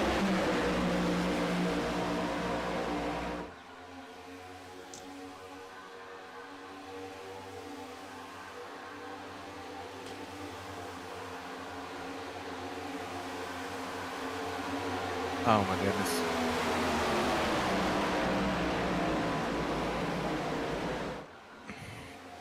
What happened? Oh, huge crash in the back right there. Yep. Looks Yep. like Bolton was involved in that. Yep. Doing exactly what I talked about in the drivers' meeting.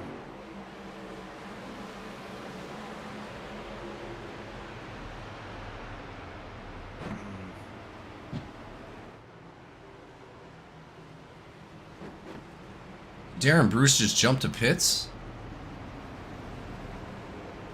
No, he entered pit lane. Let's go back and take a look and see what happened, ladies and gentlemen. Bolton cut it down, tried to split the field, stacked everybody up. That's on the 88 of Bolton. That's a 30-second. That's a drive-through. That's the second one of the night. Yeah, trying to maintain control right there. 17 getting into him. 44 and 96 down at the bottom of the track. Pushing the 17 up into other cars. This is exactly what I talked about in the drivers' meeting. Was shooting it somewhere where there's no sense in it. It just doesn't make sense to me. Bunch of cars involved into that, ladies and gentlemen. That's going to involve the 39 of Bruce, 51 of Archuleta, the number 8, Openchowski, and the 95 of Birkmeyer. A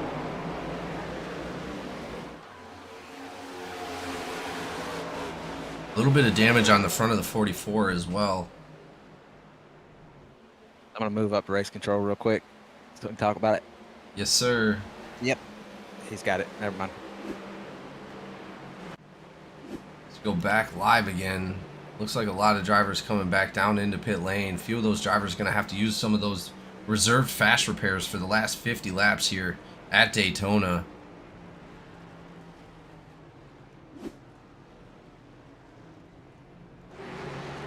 Raymond Hanneman deciding to opt out of the pit lane. He's going to go ahead and stay out on the track with the number 87 of Garrett Caswell in second place. That's going to put the number 1 of Cameron Craighead in third.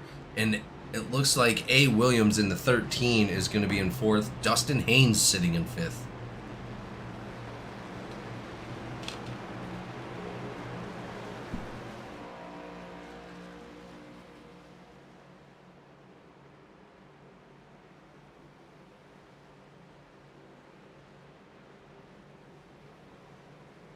And I'm back.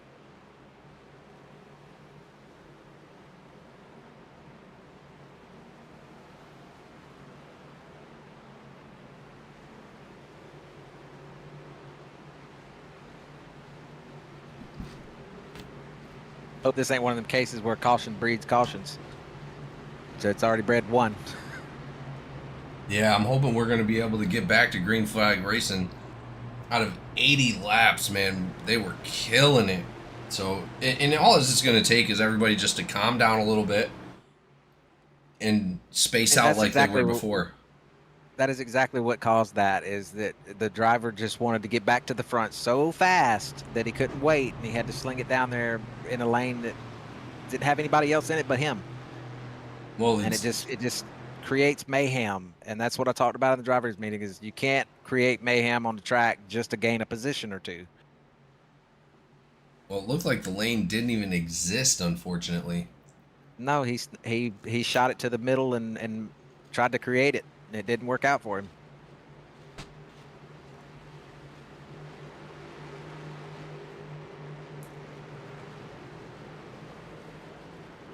Justin Harris coming down into the pit lane on his own in that number 8 Rowdy car. You know, I'm not talking bad about Bolton. He's a really good driver. He's really fast. He just has to calm it down just a smidge, and he'd be perfectly fine.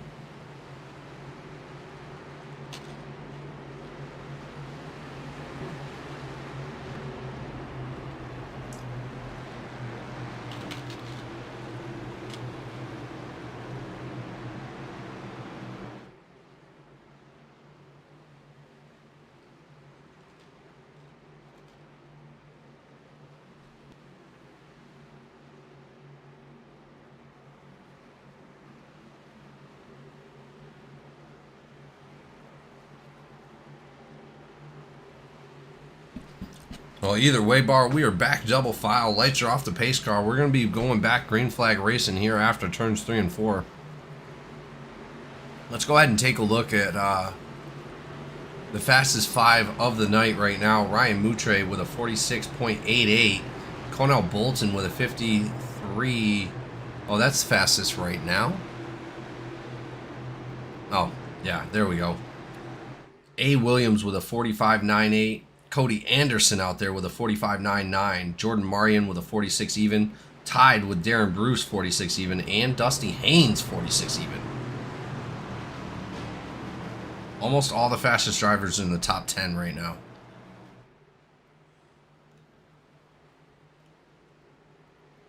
Looks like a lot of drivers opted into taking a bunch of tires. Pace car off the track, ladies and gentlemen. Here we go. We're about to go back green flag racing. 85 and 87 leading the pack.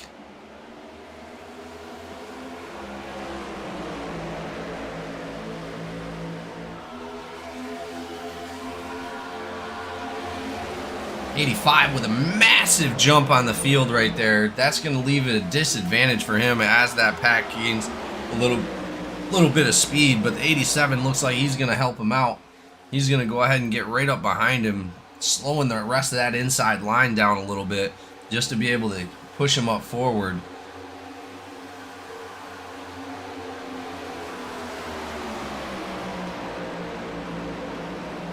Currently, it's going to be Hanneman, Caswell, Craighead, Williams, and Dusty Haynes for your top 5.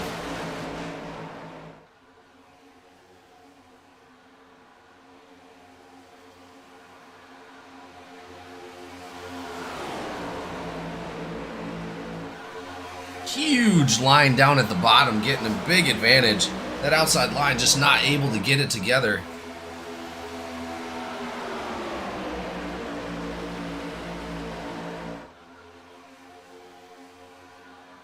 Looks like Berkmeyer trying to make that outside line happen. Side drafting with the cars on the inside. He's going to be right up next to that 4 and that number 57. 4 and 57, Jeremy Gardner and James Silvers out there trying to keep that bottom line as they're getting side drafted from the 87 or the 95, trying to keep up down there on or out there on that outside. Outside lane being pushed by the number 9 right now.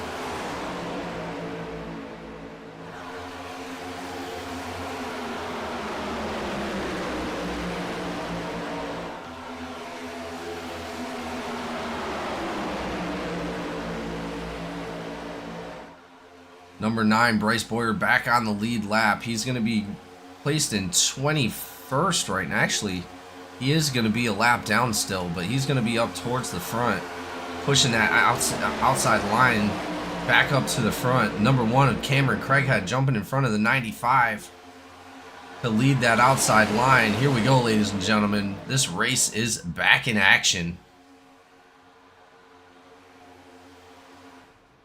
Darren Bruce still down into the pits. Tires spinning. I'm wondering what's going on down there. The number 39 of Darren Bruce just not going his way tonight, unfortunately. Cameron Craighead diving down low in front of the 85. He's going to make it difficult for that inside line to go anywhere. The leader of the outside line, Hunter Berkmeyer, doing the best he can to keep that outside line alive. Hunter Berkmeyer also showing a lap down currently, but he's going to be in the front of the pack trying to get that lap back manually.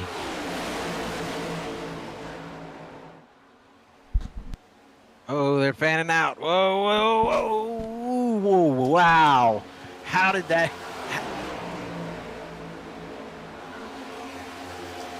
Who was involved in that? Opensowski.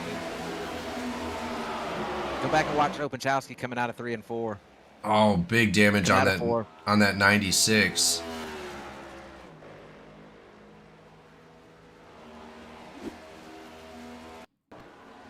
Oh my lord.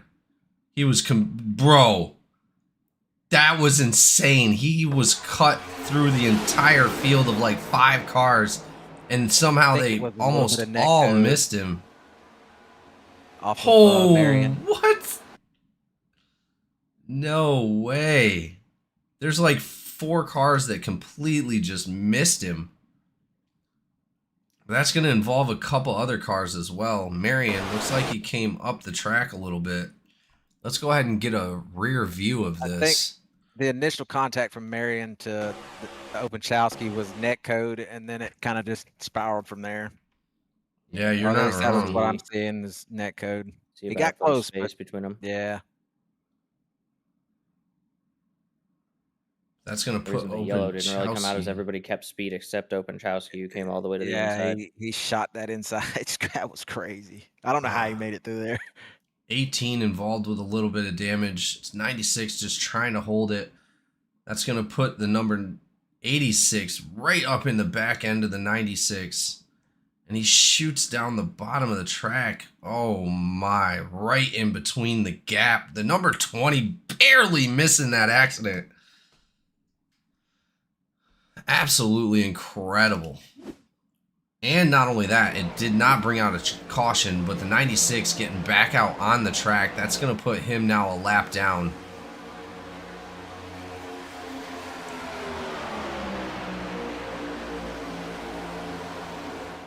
Without that caution, that separates this race back up into about 4 packs of cars. Only 44 laps to go here, Barrow. Swanson, I mean, incredible race so far, man. Really has been.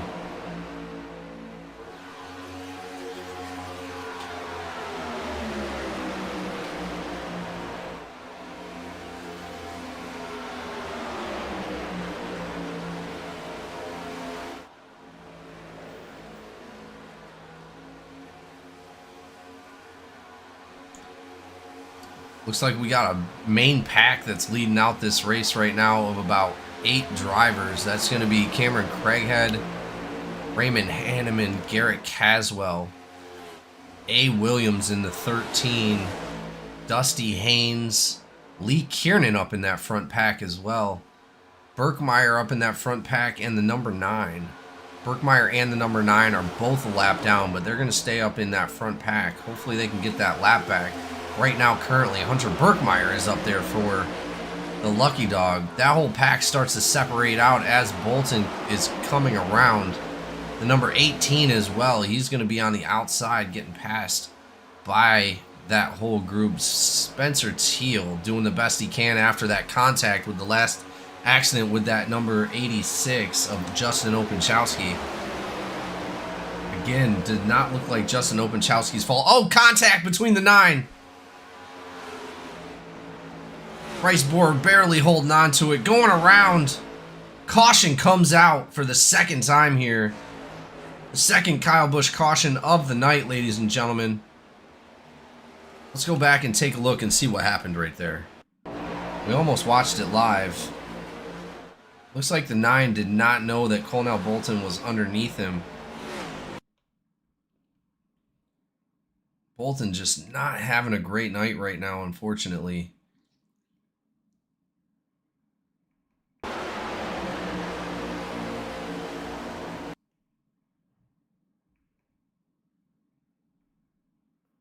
Bolton with the little bump right there sent Bryce up the track a little bit. And then he goes down low.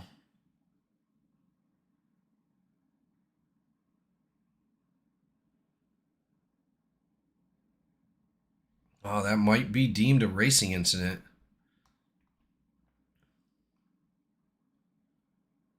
No, Yeah, Barrow has already parked them in. yeah. It's a little bit too much for tonight.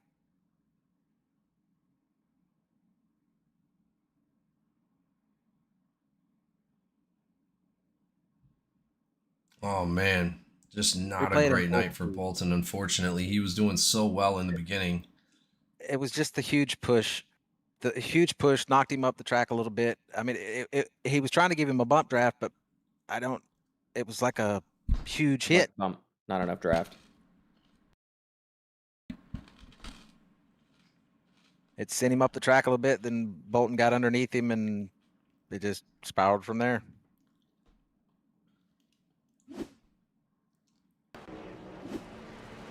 Really unfortunate to see for the number 88. That's going to take Bryce Boyer out of Four the wide running. coming out of the pits right now. Ooh. What's Bolton doing? What? Bolton's back out on the track.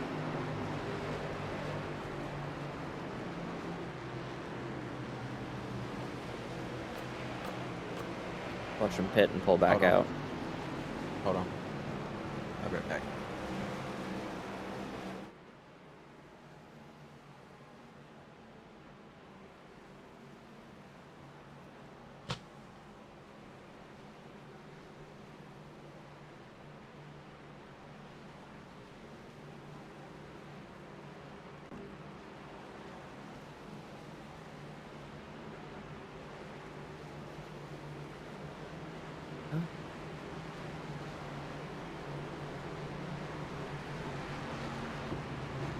Looks like Chris Campbell is actually being placed in first right now. That's going to put Randy Sprouse up in front of him. It looks like Randy Sprouse may get a wave around for the restart here.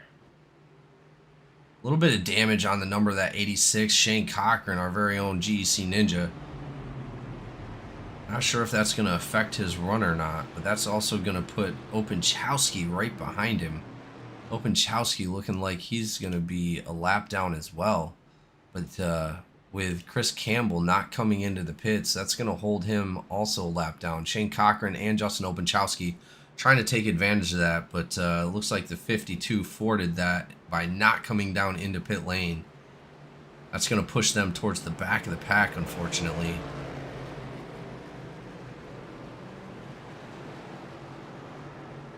The only one getting the wave around is going to be Randy Sprouse of the 17.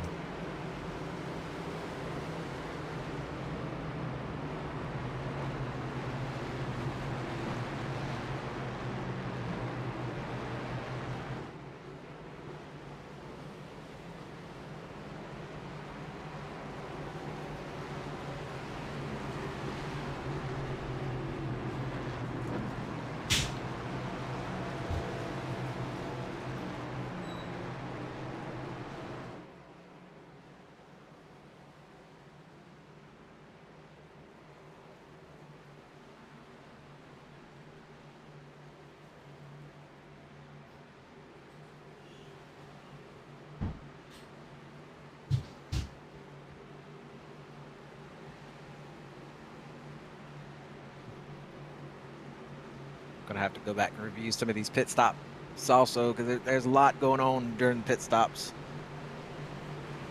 It's hectic, but I mean, they didn't look too bad so far, so I can't imagine too much is going on. we come off with a little contact out of the pits there, 4 wide coming out. I did see a little bit of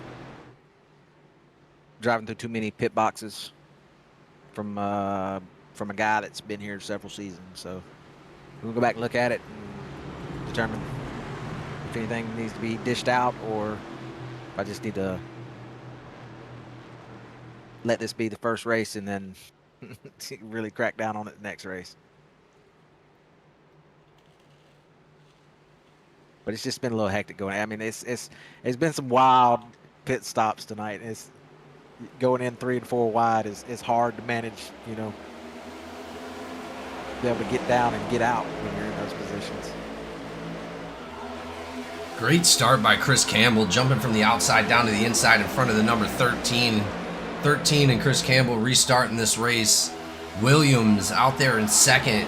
It's going to put Raymond Hanneman right there behind him in third. Got the number 1 of Cameron Craighead sitting in fourth. Dustin Haynes in fifth. Dustin Haynes is obviously one of the first races he's ever won with GEC was last season here at one of these super speedways. I don't remember. Was it Daytona or Talladega that he won at? Talladega. Talladega?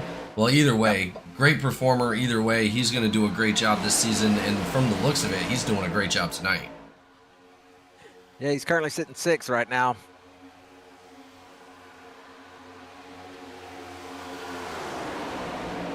He's running right behind Craighead here and got Garrett on his outside. He's got a teammate there. 2 teammates rolling up on him now there. I know they're wanting to link together. Kieran got a little twirly. That front pack is creating a good gap. That is not going to last very long with Garrett Caswell closing in. Cameron Craighead right behind him. Dusty Haynes. Oh, big swerve from the number 52. Chris Campbell pushing the number 13 and leaving him outside. That's going to put the number 3 and the number 13 outside with the number 21. Or the number 27 of Kiernan. Yeah, but he's got his teammates right there with him. They're stacked up right behind each other there. So 3, the 27, and the 8. Well, that's, in all honesty, that's exactly where I want to be, having my teammates right behind me.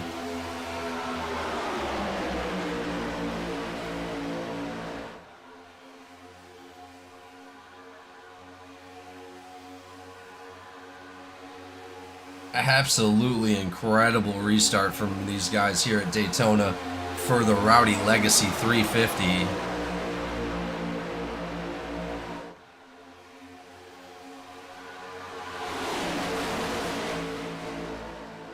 So I'm pretty sure these guys are going to have another green flag pit stop in them before this end of this race, right? Well, we're at 105. They just done one. Yeah, probably so. They'll probably have to pit one more time, and it'll be right there at the end. If it goes green. Like I said, I think they're getting right at 29, 30 laps, something like that, 31. Some of these guys may be able to squeeze a little bit out of it by saving, but I don't know if they'll be able to save that much. Some of them might be able to. I'm not real sure on the fuel numbers for tonight.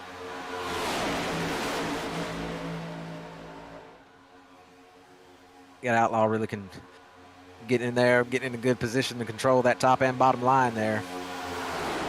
Got Dusty on the low side and Kiernan and Harris on the top side there.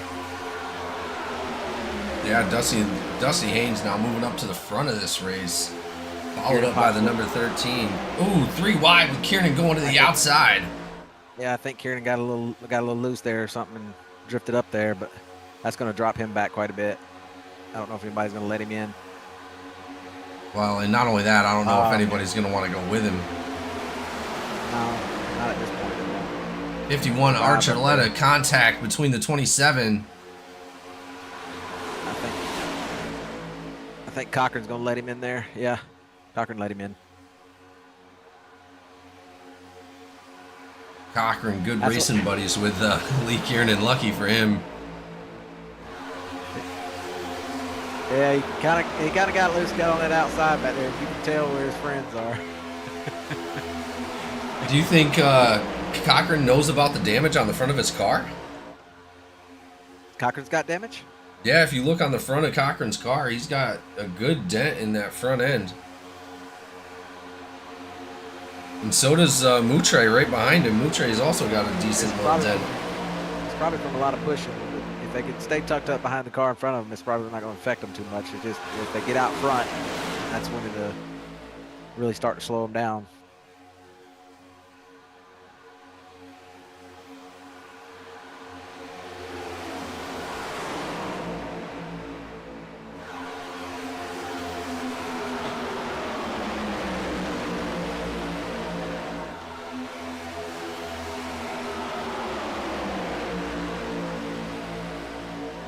Marion up high a little bit, almost making contact with the 95 of Birkmeyer. Those last couple cautions put a bunch of people back on the lead lap, but we still have Dakota Osborne, Bryce Boyer, Shane Cochran, Openchowski, Spencer Teal, and Moutre all still a lap down.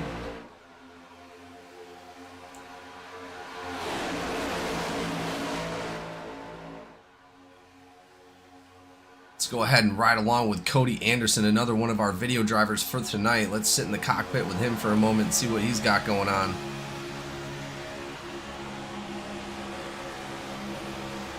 You got number 3 car of Haynes still leading that bottom line down there. I can hear him giggling now. Oh, you know it. You already know it. Well, like you said, we got baby.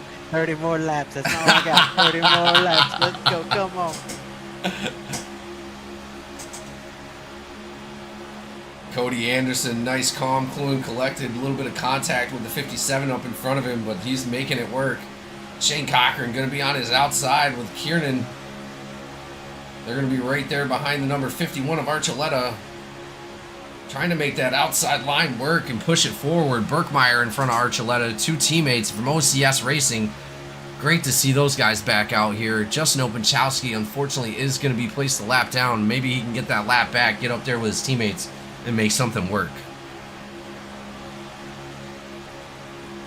Oh, driver out into the inside wall. Contact! In the wall. Archuleta involved. I think, who else was that? I got Boyer saying he'll take it and go back. Is that him involved?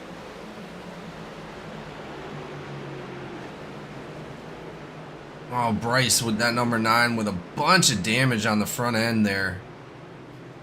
Let's go back and take a look. Yeah. I think he just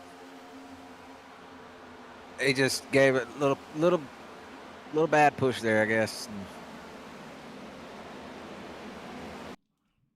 Bunch Kinda of getting more awkward. cars. Bunch of cars involved in that right there. That's going to involve the 9 of Boyer, the 79 of Dakota Osborne, the 95 of Berkmeyer. Yeah, Borges, it's And the kind of one of the things 44. that happen when you got a lot of movement around like that. You're trying to push, and then it's hard to back off at that sudden time like that, but it happens. He claimed it.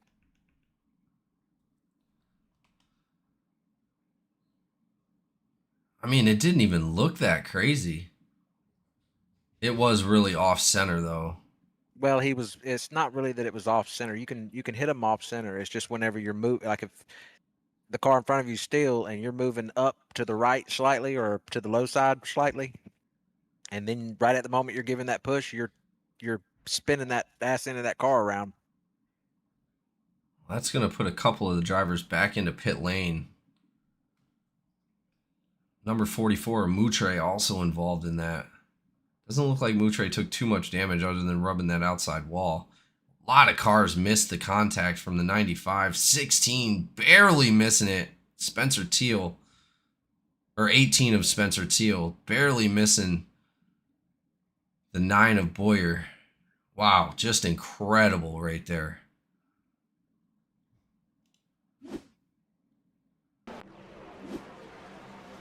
Oh, it looks like all the drivers are coming down into pit lane. They're hoping to make it. Shane Cochran and Dakota Osborne staying out. Shane Cochran getting that wave around. That's going to put him back on the lead lap exactly where he wanted to be. You know he's hoping for that next caution to come out. Gary Caswell, Raymond Hanneman, Craighead Williams, and Benjamin Archuleta all back out of pit lane. They're going to be up in the front at the moment. Let's hope these guys can keep a cool head on this next restart. Huge save on the last restart to separate all those cars, but now these guys are going to be grouped back up together. You really got to start making smart decisions when you have that many cars around you at one time. Most definitely. Looks like Openchowski also decided to stay out. He's probably going to get that wave around. Cochran with the lucky dog. Osborne as well a lap down. That's going to put him with the wave around as well.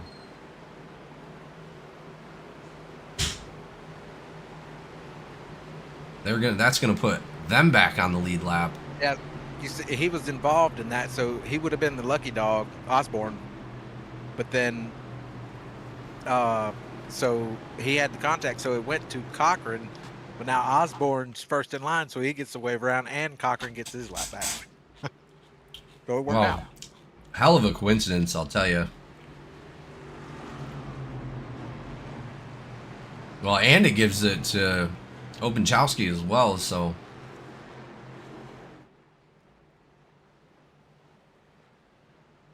But is the question is did they make too many laps to have a disadvantage on the fuel as well?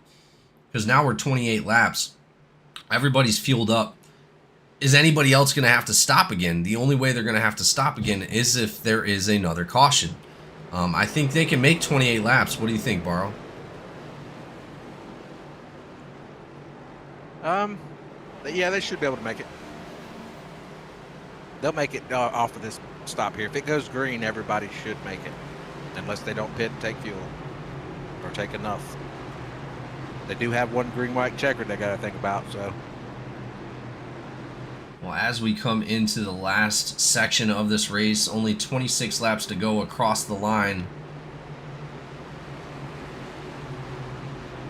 It's going to be Garrett Caswell, Raymond Hanneman, Craighead Williams, and looks like Dustin Haynes, or Archuleta actually, and Campbell to lead our top 3 lanes.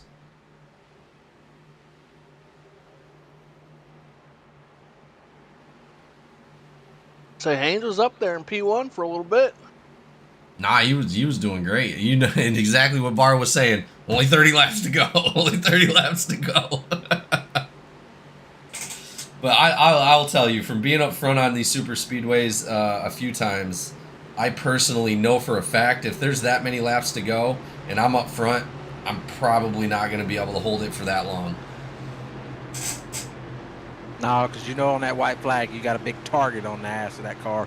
Oh, absolutely. And having a target on the back of your car. That's why generally towards the end of these races, I like sitting second or third. Third is probably my prime spot to be able to take advantage of a win at a super speedway. So right now, Craighead's going to be sitting in that third spot. So let's see if he can maintain that throughout the race. Lights are off the pace car. It's going to be a battle between Garrett Caswell and Raymond Hanneman coming to the restart here for the Rowdy Legacy 350.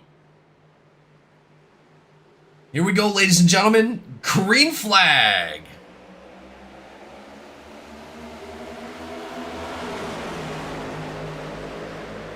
Another big jump from Raymond Hanneman, as we've seen all night, putting a gap on those cars for the restart. But again, like you said, Barrow, he's going to have to be careful on those big restarts like that. He's going to have to make sure the guy behind him makes it to where they don't catch up too fast and make contact. The number 13 of A. Williams making it an easy transition for the number 85.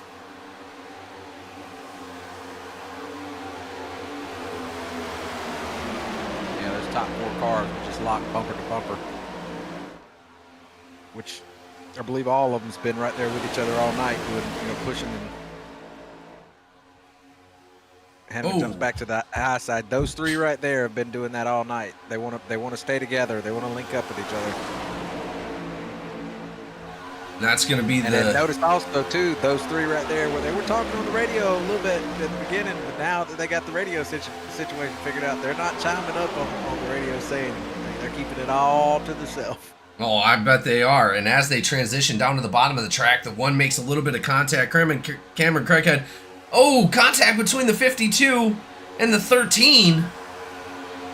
He gets right back in line. Good recovery. And I was just about to say the 13 made a nice, little bit of a checkup with the one coming down in front of him, making contact on that right front quarter panel of that number 13. Great driving by A. Williams out there tonight.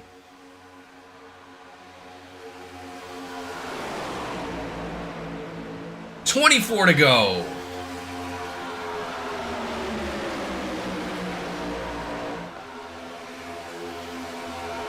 Campbell on that outside, really hoping somebody get up there on that bumper and push him up there. That low line there just had a little bit of a... Yep. There they go. Well, he's going to have K. Dunn right behind him. Oh, Archuleta shooting to the outside. He's jumping out of that inside line. That gives Haynes the advantage to jump back up into 5th place. That's going to put the 13 in 4th. Yeah, that top lane's got to figure it out. If they got to get more organized if they want to run with that bottom lane down there. Yeah, that bottom lane has been dominant all night long, but that gives Dustin Haynes the advantage to jump up into the front of that outside line in front of Archuleta. Campbell running right there in the third spot of that outside line. But K Dunn right there behind him.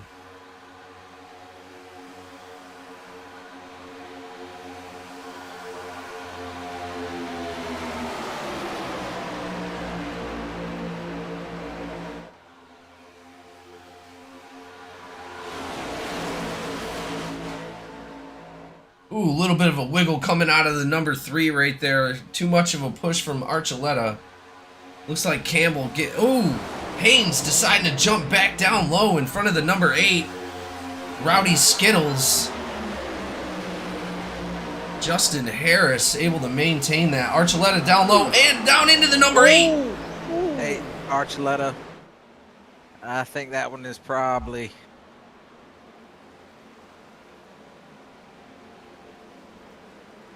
Oh, man. That's going to put a lot of damage on that number 8 car of Justin Harris, unfortunately. Benjamin Archuleta jumping to the pits. Let's see what happened. Looks like Marion kind of drifted up there out of line a little bit. Oh, no, wait. Was it more net code? No.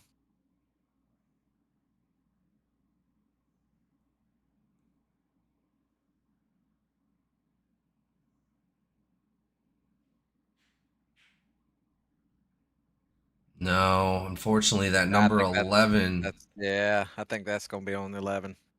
of Jordan Marion right there, unfortunately. Up into the 51 of Benjamin Archuleta. Archuleta upside down. A lot of damage to that number 51. Marion just I'm got right a there little... with you on that 11. Yeah, he got a little bit outside that bottom lane there. And Looks like he got loose right after he got outside. there's a lot of movement from the 57 up there in his lane, and then he kind of...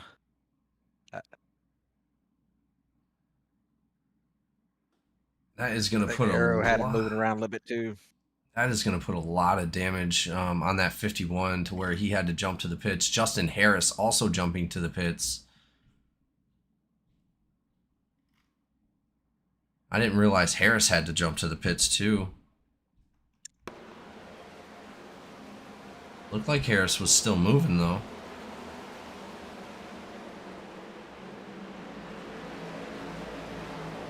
Terrible to see Benjamin Archuleta get up into the wall like that, man. Upside down. Too much damage. Justin Harris, too much damage, it looks like. He might have blew that engine, unfortunately. But it didn't look like Justin Harris blew his engine.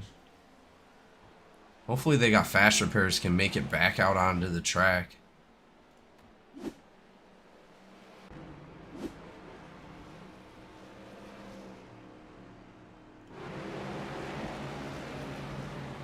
Where did that crash actually happen? Did it happen right after the pit lane?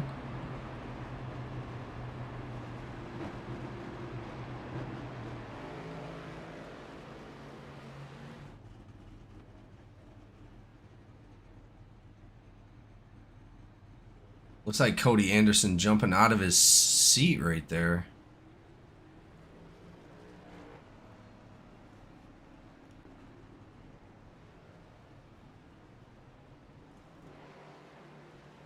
I think he might have had to run to the bathroom or something. Oh, I'm here. No, I'm talking. and Cody Anderson jumped out of his seat. He's still sitting in the pits. I got Hanneman with a special message. Oh, I bet. He said that the Are we next 20 laps 100% is on going to the be a 11 car? banger. Yes. Cody Anderson is back, ladies and gentlemen. He's coming back out onto the track, nodding around. Yeah. He's nodding it out. Free bird. I bet he did. I bet he did.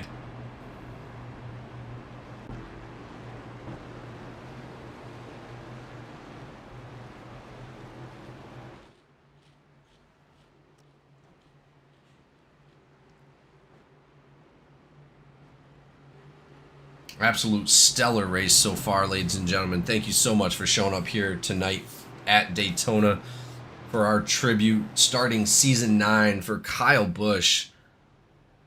Just an amazing race, an amazing show these guys have put on so far. I believe this is the 4th Kyle Busch caution, Barrow?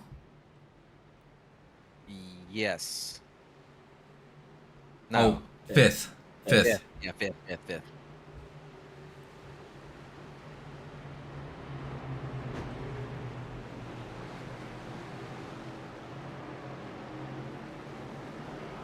Man, Raymond Hanneman and Garrett Caswell are going to battle it out again here tonight.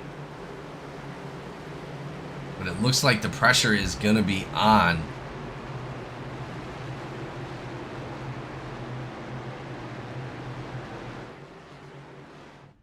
Archuleta still sitting in the pits, unfortunately. Justin Harris as well, still sitting in the pits. Terrible for the 51 and the number 8. So was that an EOL for the 11? Yes, correct.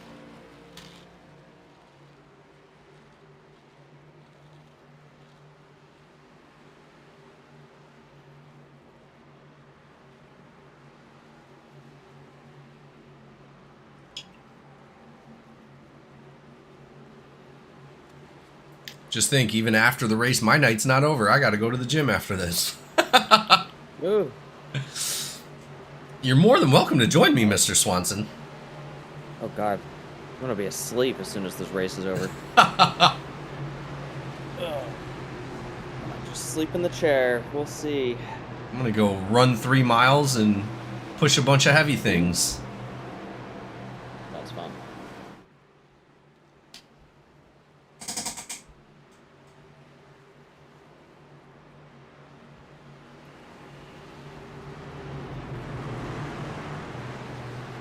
A lot of support in the chat for Caswell tonight. Trevor in the chat. Mama in the chat. I believe we had somebody else. Gibson in the chat. Man, Caswell's got a lot of support out there tonight. Here we go, ladies and gentlemen. Back to the green flag. We are green. Let's see what these guys got for the last 20 laps. Hanneman with another huge jump. Jumping in front of Garrett Caswell in the number 87. 13 on the outside, trying to push it through. A. Williams. Craighead sitting in 3rd. James Silver in that number 4 in 4th.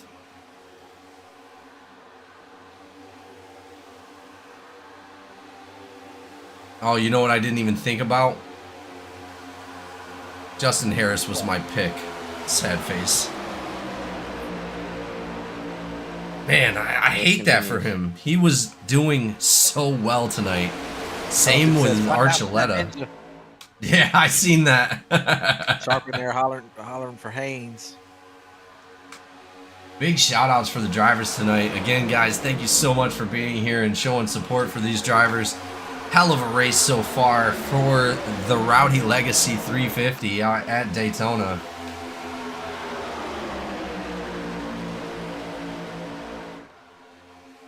Let's go ahead and take a... What's up with Kiernan? I was looking at them. They got Kiernan and Dusty back on that outside, but that top lane just isn't really working really well tonight. Man, so the track is actually getting colder by a few degrees. Ambient air temperature switched from, I believe we started at 76 tonight, down to 72. Track temp down to 73.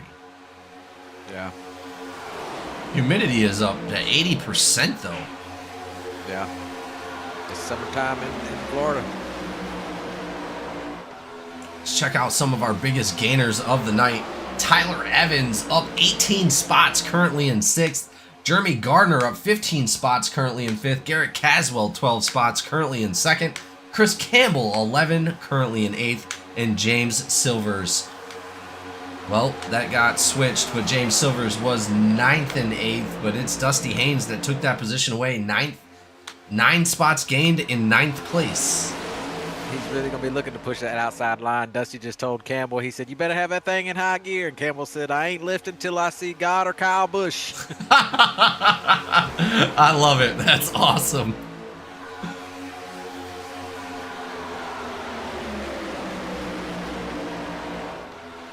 Let's check out and see who led some of these laps tonight. Raymond Hanneman out there with 58 laps They got led. a huge run on that outside right now. Oh, boom! Campbell out into the outside wall.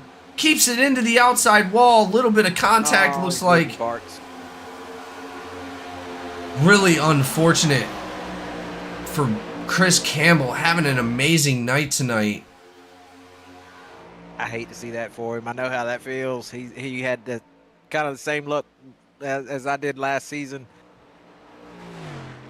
Well, let's go back and see if we can catch a look and see what happened I think right it was there. another example of just a off-center push. You know, his car's moving in opposite directions, and it got him loose. Got him up into the wall there. Hell of a job though, saving that car, keeping it up against that wall and off the field. Oh, absolutely. Yeah, it looks like one went one way and one went the other, and it's just really unfortunate for Chris Campbell out there. That's going to be huge damage, and without a yellow flag, he is not going to be able to maintain up to speed. With only 14 laps to go, it's not looking great for Chris Campbell tonight, but he's came back from worse. Dusty Haynes jumps back to the outside again. Got a lot of movement with Sprouse there. Dusty's going to get left out dry here because there was a little bit of movement. Oh, Chris Campbell did have a fast repair, so he is going to be able to make it work. They're coming up on him here. Yeah, Dusty Haynes switching back down behind K. Dunn in that number 31. They're going to be behind, it looks like, Hunter Birkmeyer. They're going to be trying to push that outside line to the win. Campbell going to be right there. They're coming up fast. Campbell can still be okay with this now. If he can, they can. Yeah, currently he is the only one he's currently the lucky dog, but he cannot he's got to stay in front of Bryce Boyer and Ryan Moutre. That's not going to be an easy task. Two of the biggest racers last season.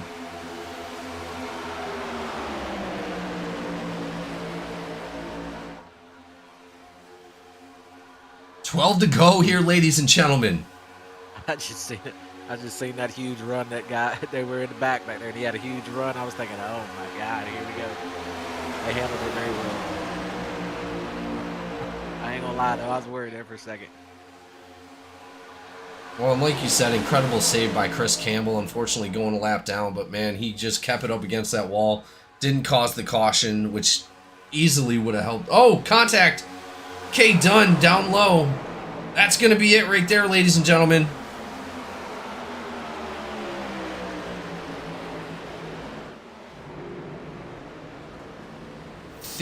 I'm not sure who that's going to be on right there. Let's go back and take a look at that yellow.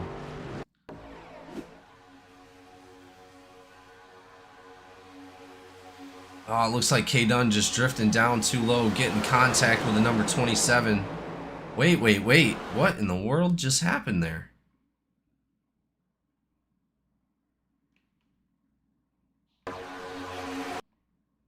Is that the number 79 of Dakota Osborne? Let's go to a rear chase or a far chase real quick. Yeah, it almost looks like the 79 got loose.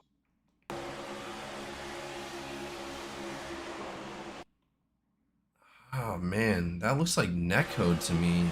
Yeah, that's netcode between the 57 and 79. 57 barely coming up the track right there. 79 up into the wall. Huge contact with that wall for the 79. That's going to be Dakota Osborne. Was he able to make it back to pit lane is the question. Looks like he might have been able to make it back to pit lane. That was netcode. That was netcode between the 57 and the 79. Very, very slight little bit of netcode there. And see, I thought K. Dunn was involved. I thought he was the one because it looked like he got out of whack, but he was able to save it, and it was the cars up in front of him that actually got into the crash. Well, is that going to give the advantage to Bryce Boyer in the number 9? Is he going to be the lucky dog? I'm thinking so.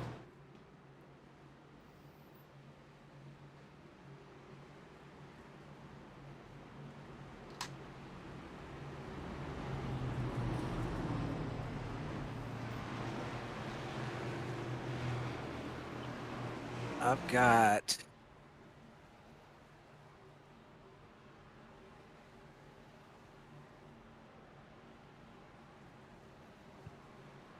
Looks like Dakota Osborne jumping to the pits. it should be Boyer with the lucky dog, unless he got in some contact through that. I don't know. If he had any contact, he's not going to get the lucky dog to go to the next person, which will be Campbell. No, it'll be Moutre. Ho. Moutre got it? Things. Moutre got it. So apparently they all had a little contact through all of it. Because you got Campbell, Osborne, which I think Osborne just went a lap down. So it was Campbell and Boyer. He got the contact. He did. He just came over the way. He said, I would have been the lucky dog.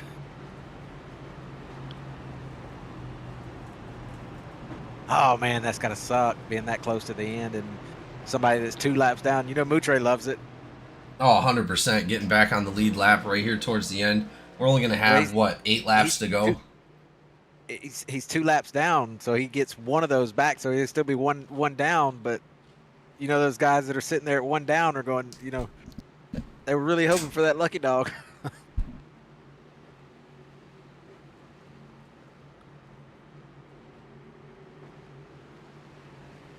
Did anybody come into pit?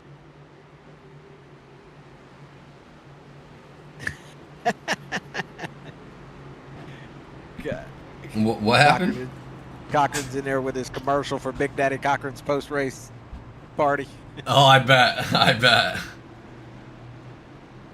Just an incredible race so far, Barrow. And this just goes to show the talent that's actually out there. A lot of good saves. Some medial crashes. I mean, there really hasn't been a whole lot of, like, chaos, right? So this is just going to set us up for a great season, and just congratulations to all those guys out there right now doing a great job, putting down a hell of an effort for a long race, long, hard-fought race. Absolutely. They're killing it right now.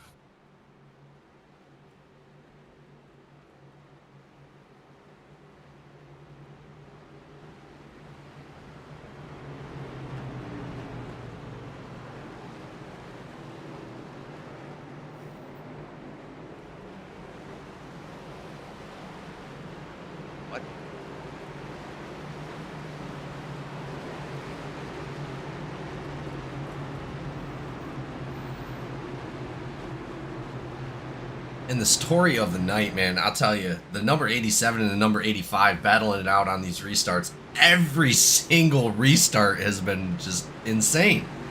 They've been doing an incredible job up there. But now we're at the nitty-gritty. 7 laps to go. Are we going to see a green flag the whole way? I would love to see it go green the whole way, but my spidey senses are telling me there might be one more caution. You know, and especially with these guys up front right here, you got a lot of aggressive drivers in the top 5 right now, and they've been working with each other all race long. But it's, you know, when I was telling you about that certain amount of laps when the friendship goes out the window, we're in that territory. Yeah. I agree. I agree 100%. A lot of the guys that were working together, you know, we're going to see them start to battle it out for the lead here. Right now, currently, it's going to be Hanneman, Caswell, Randy Sprouse, Cameron Craighead, Jeremy Gardner, all up into the top 5. To lead out our top 10, James Silvers, Shane Cochran, Lee Kiernan, Spencer Teal, and Jason McCabe. A lot of big names up there in the top 10, man. Yeah.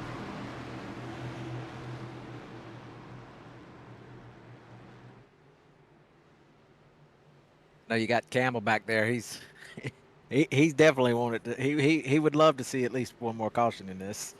Oh, absolutely. But again, he's got Bryce Boyer in front of him. Here we go, ladies and gentlemen. Green flag. Hopefully the last battle for the restart tonight. And as we've seen all night, Raymond Hanneman with the big jump from the outside, dropping to the inside lane in front of the number 87. Cameron Craighead up behind the 87, pushing that inside line right up to Raymond Hanneman. These guys have been pushing each other all night long. Don't count it out, because James Silvers is right behind him, up 9 spots tonight. A little bit of chaos going on back there right now, as Marion makes a little bit of contact with the outside line, but they make it back to the inside line. A lot of side drafting going on to get that outside line running. Got the number 17 of Sprouse in the lead of that outside line. Into the wall. There was a hard check up there, and Moutre got in the wall. He might lose the draft here. I don't know if he's got a lot of damage or not, but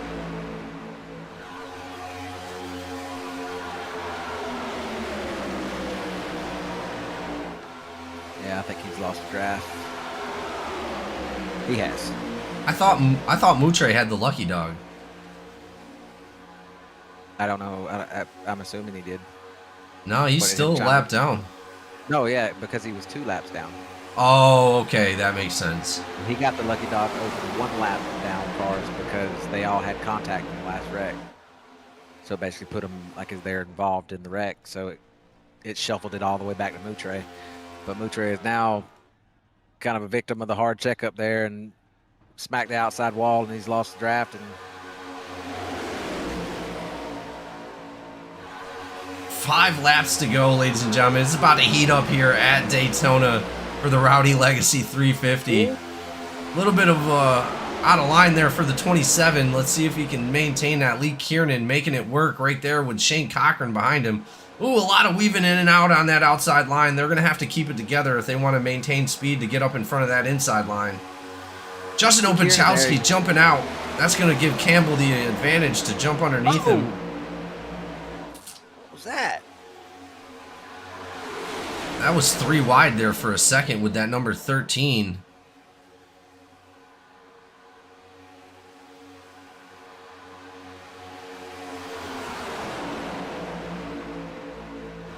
They're able to maintain it. Like I said, that just shows the incredible driving and the skill out here for these guys to be able to save something like that. You now got Campbell up there in front of Boyer. Boyer's really fighting to sling it to the outside to try to get past Campbell there.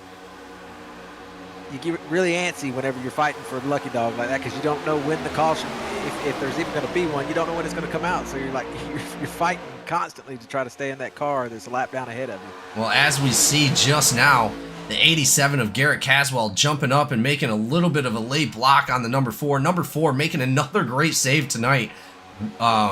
James Silvers just doing an amazing job here at Daytona.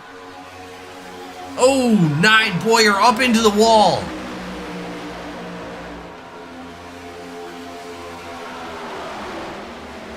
That's going to put him down a little bit. He's going to be right there behind Cade Dunn in that number 31, trying to catch back up. He's going to have to get back up in front of Campbell in case something does happen. But that's going to put Garrett Caswell up into the lead. Garrett Caswell jumping down in front of Raymond Hanneman. James Silvers on the outside battling it out with that inside line. They are caught up now. They're almost side by side. Absolutely incredible driving. 2 laps to go, ladies and gentlemen. With the number 87 leading this race. The number 85 pushing him out towards the front. Followed up by Cameron Craighead. 2 champions in the top 3 right now. Craighead, a truck champion. Raymond Hanneman, a 2-time cup champion. Oh no, the 35 is leading the outside line with the number 4 behind him. Jason McCabe is up front. Here we go, ladies and gentlemen. We're about to cross the line for the white flag. 3 wide towards the back. White flag is out. This is it, ladies and gentlemen. Can't be more exciting than this. Number 87 moves to the outside line, giving Hanneman the bottom line. They're going to fight it out. Got him and Garrett. It's gonna get hard pushing here. Ooh. Oh, Caswell into the outside wall. Off to the inside. He's done. No please don't way. jump on track. No way. Oh, got a big stack up there. Got Craighead and Hanneman. Oh, huge crashes in the back right there. Yeah, Hanneman. Hanneman and Craighead battling it out up front. Go to the front. Go to the front. Almost 3 wide. Oh, Cameron my goodness. Craighead. Cameron Craighead comes home with the win here at Daytona. Not able to maintain it. Those guys in the back, huge crashes towards the back, unfortunately. Wow, an incredible race here at the end. Cameron Craighead taking it home right in front of Raymond Hanneman. Hanneman almost taking it. Craighead excited, moving that car back and forth. Wow, just an incredible finish. I mean, that was insane, guys. That end was really nuts. I was not expecting it to go that badly towards the end. Yeah, I don't know what happened there on that last lap. It looks like they just kind of got 3 wide there and a lot of pushing, and it just. They were stacked up almost 4 wide. Pushing with nowhere to go. Yeah, they were stacked up 4 wide, Oh. just couldn't hold on to Cochran. it. Yeah, Cochran was snuck in there and gave 57 a huge push. Sprouse came down on his door, shot Cochran to the inside there. I thought Cochran was done for. Cochran hit Kiernan. They both managed to save it. And Cochran just ends up sideways. ninja'd himself into a 4th place finish. Well, that is going to be Cameron Craighead taking home the checkered flag. Raymond Hanneman coming in 2nd. And for our first time GEC race with James Silvers coming in P3. Thank you so much, guys. We'll be right back with your driver interviews.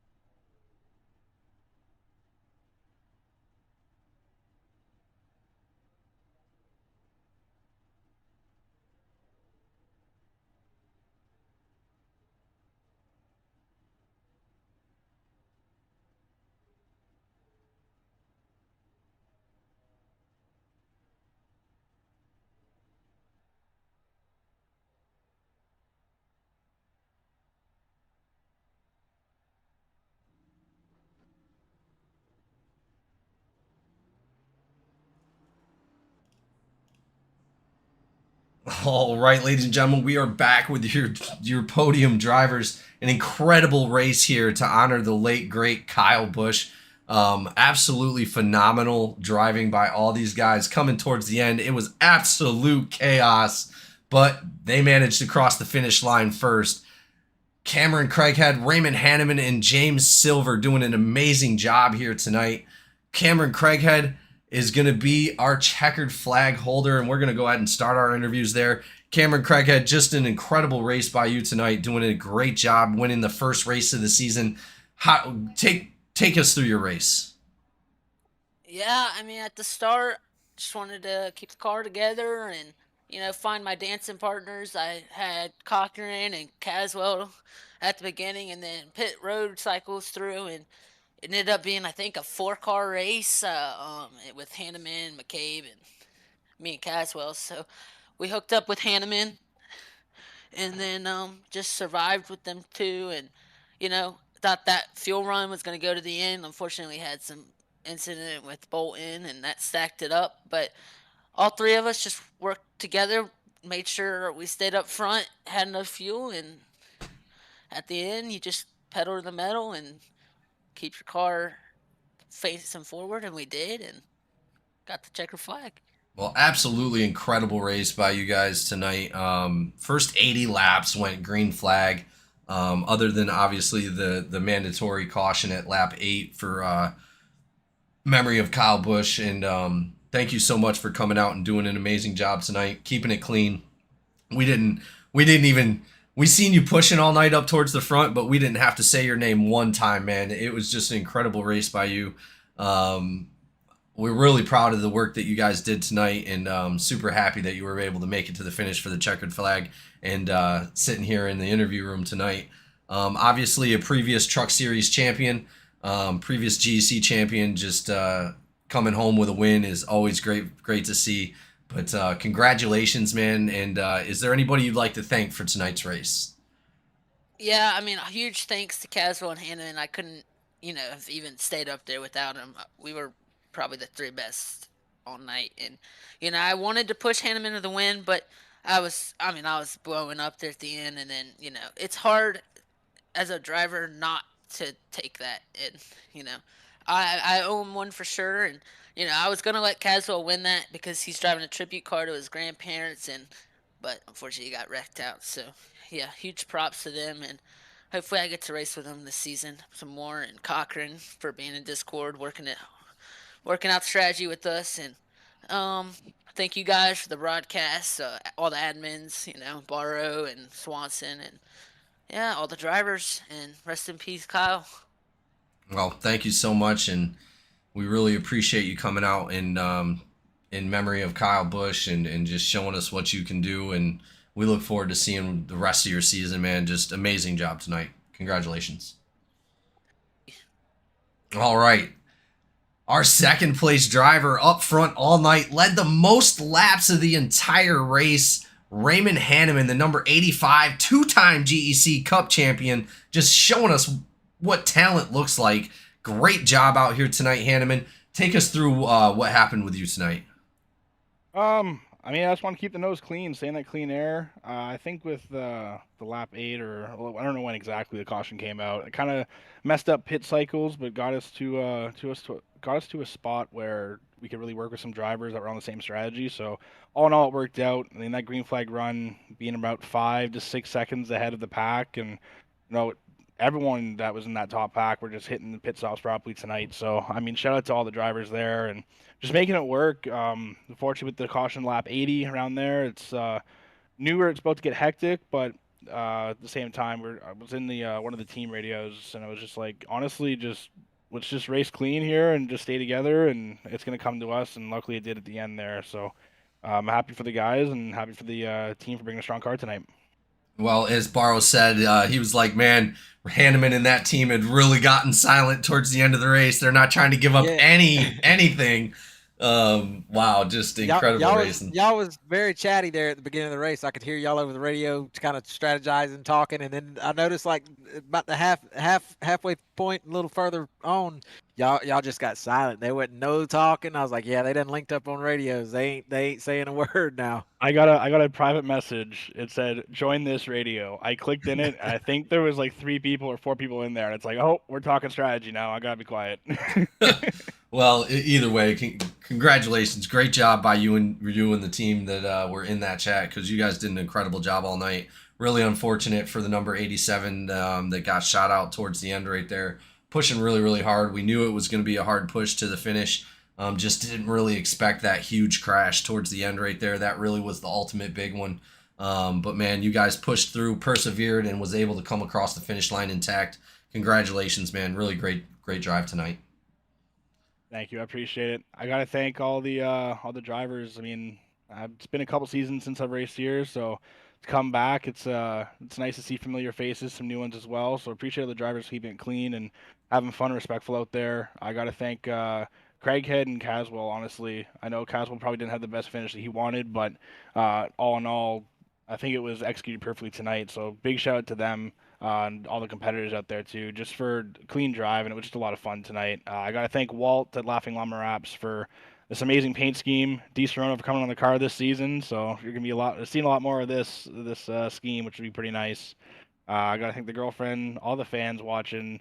This is your 9th season coming into this, and you guys are still strong and growing by the minute. So appreciate you guys coming out and watching the platform that the drivers race on. It's a major for you guys to come out and stick around and stuff like that. So thank you to all you guys, and then all the admins, everyone that broadcasted tonight. I think Jess was in the broadcast booth for a little bit, if I heard correctly. I'm not too sure, but for her to come out as well. I mean, it's Daytona, Freebird. We're having a hell of a time, and I'm loving it. So thank you guys for everything. Awesome. No, thank you for putting on a show tonight, guys, and we really appreciate it.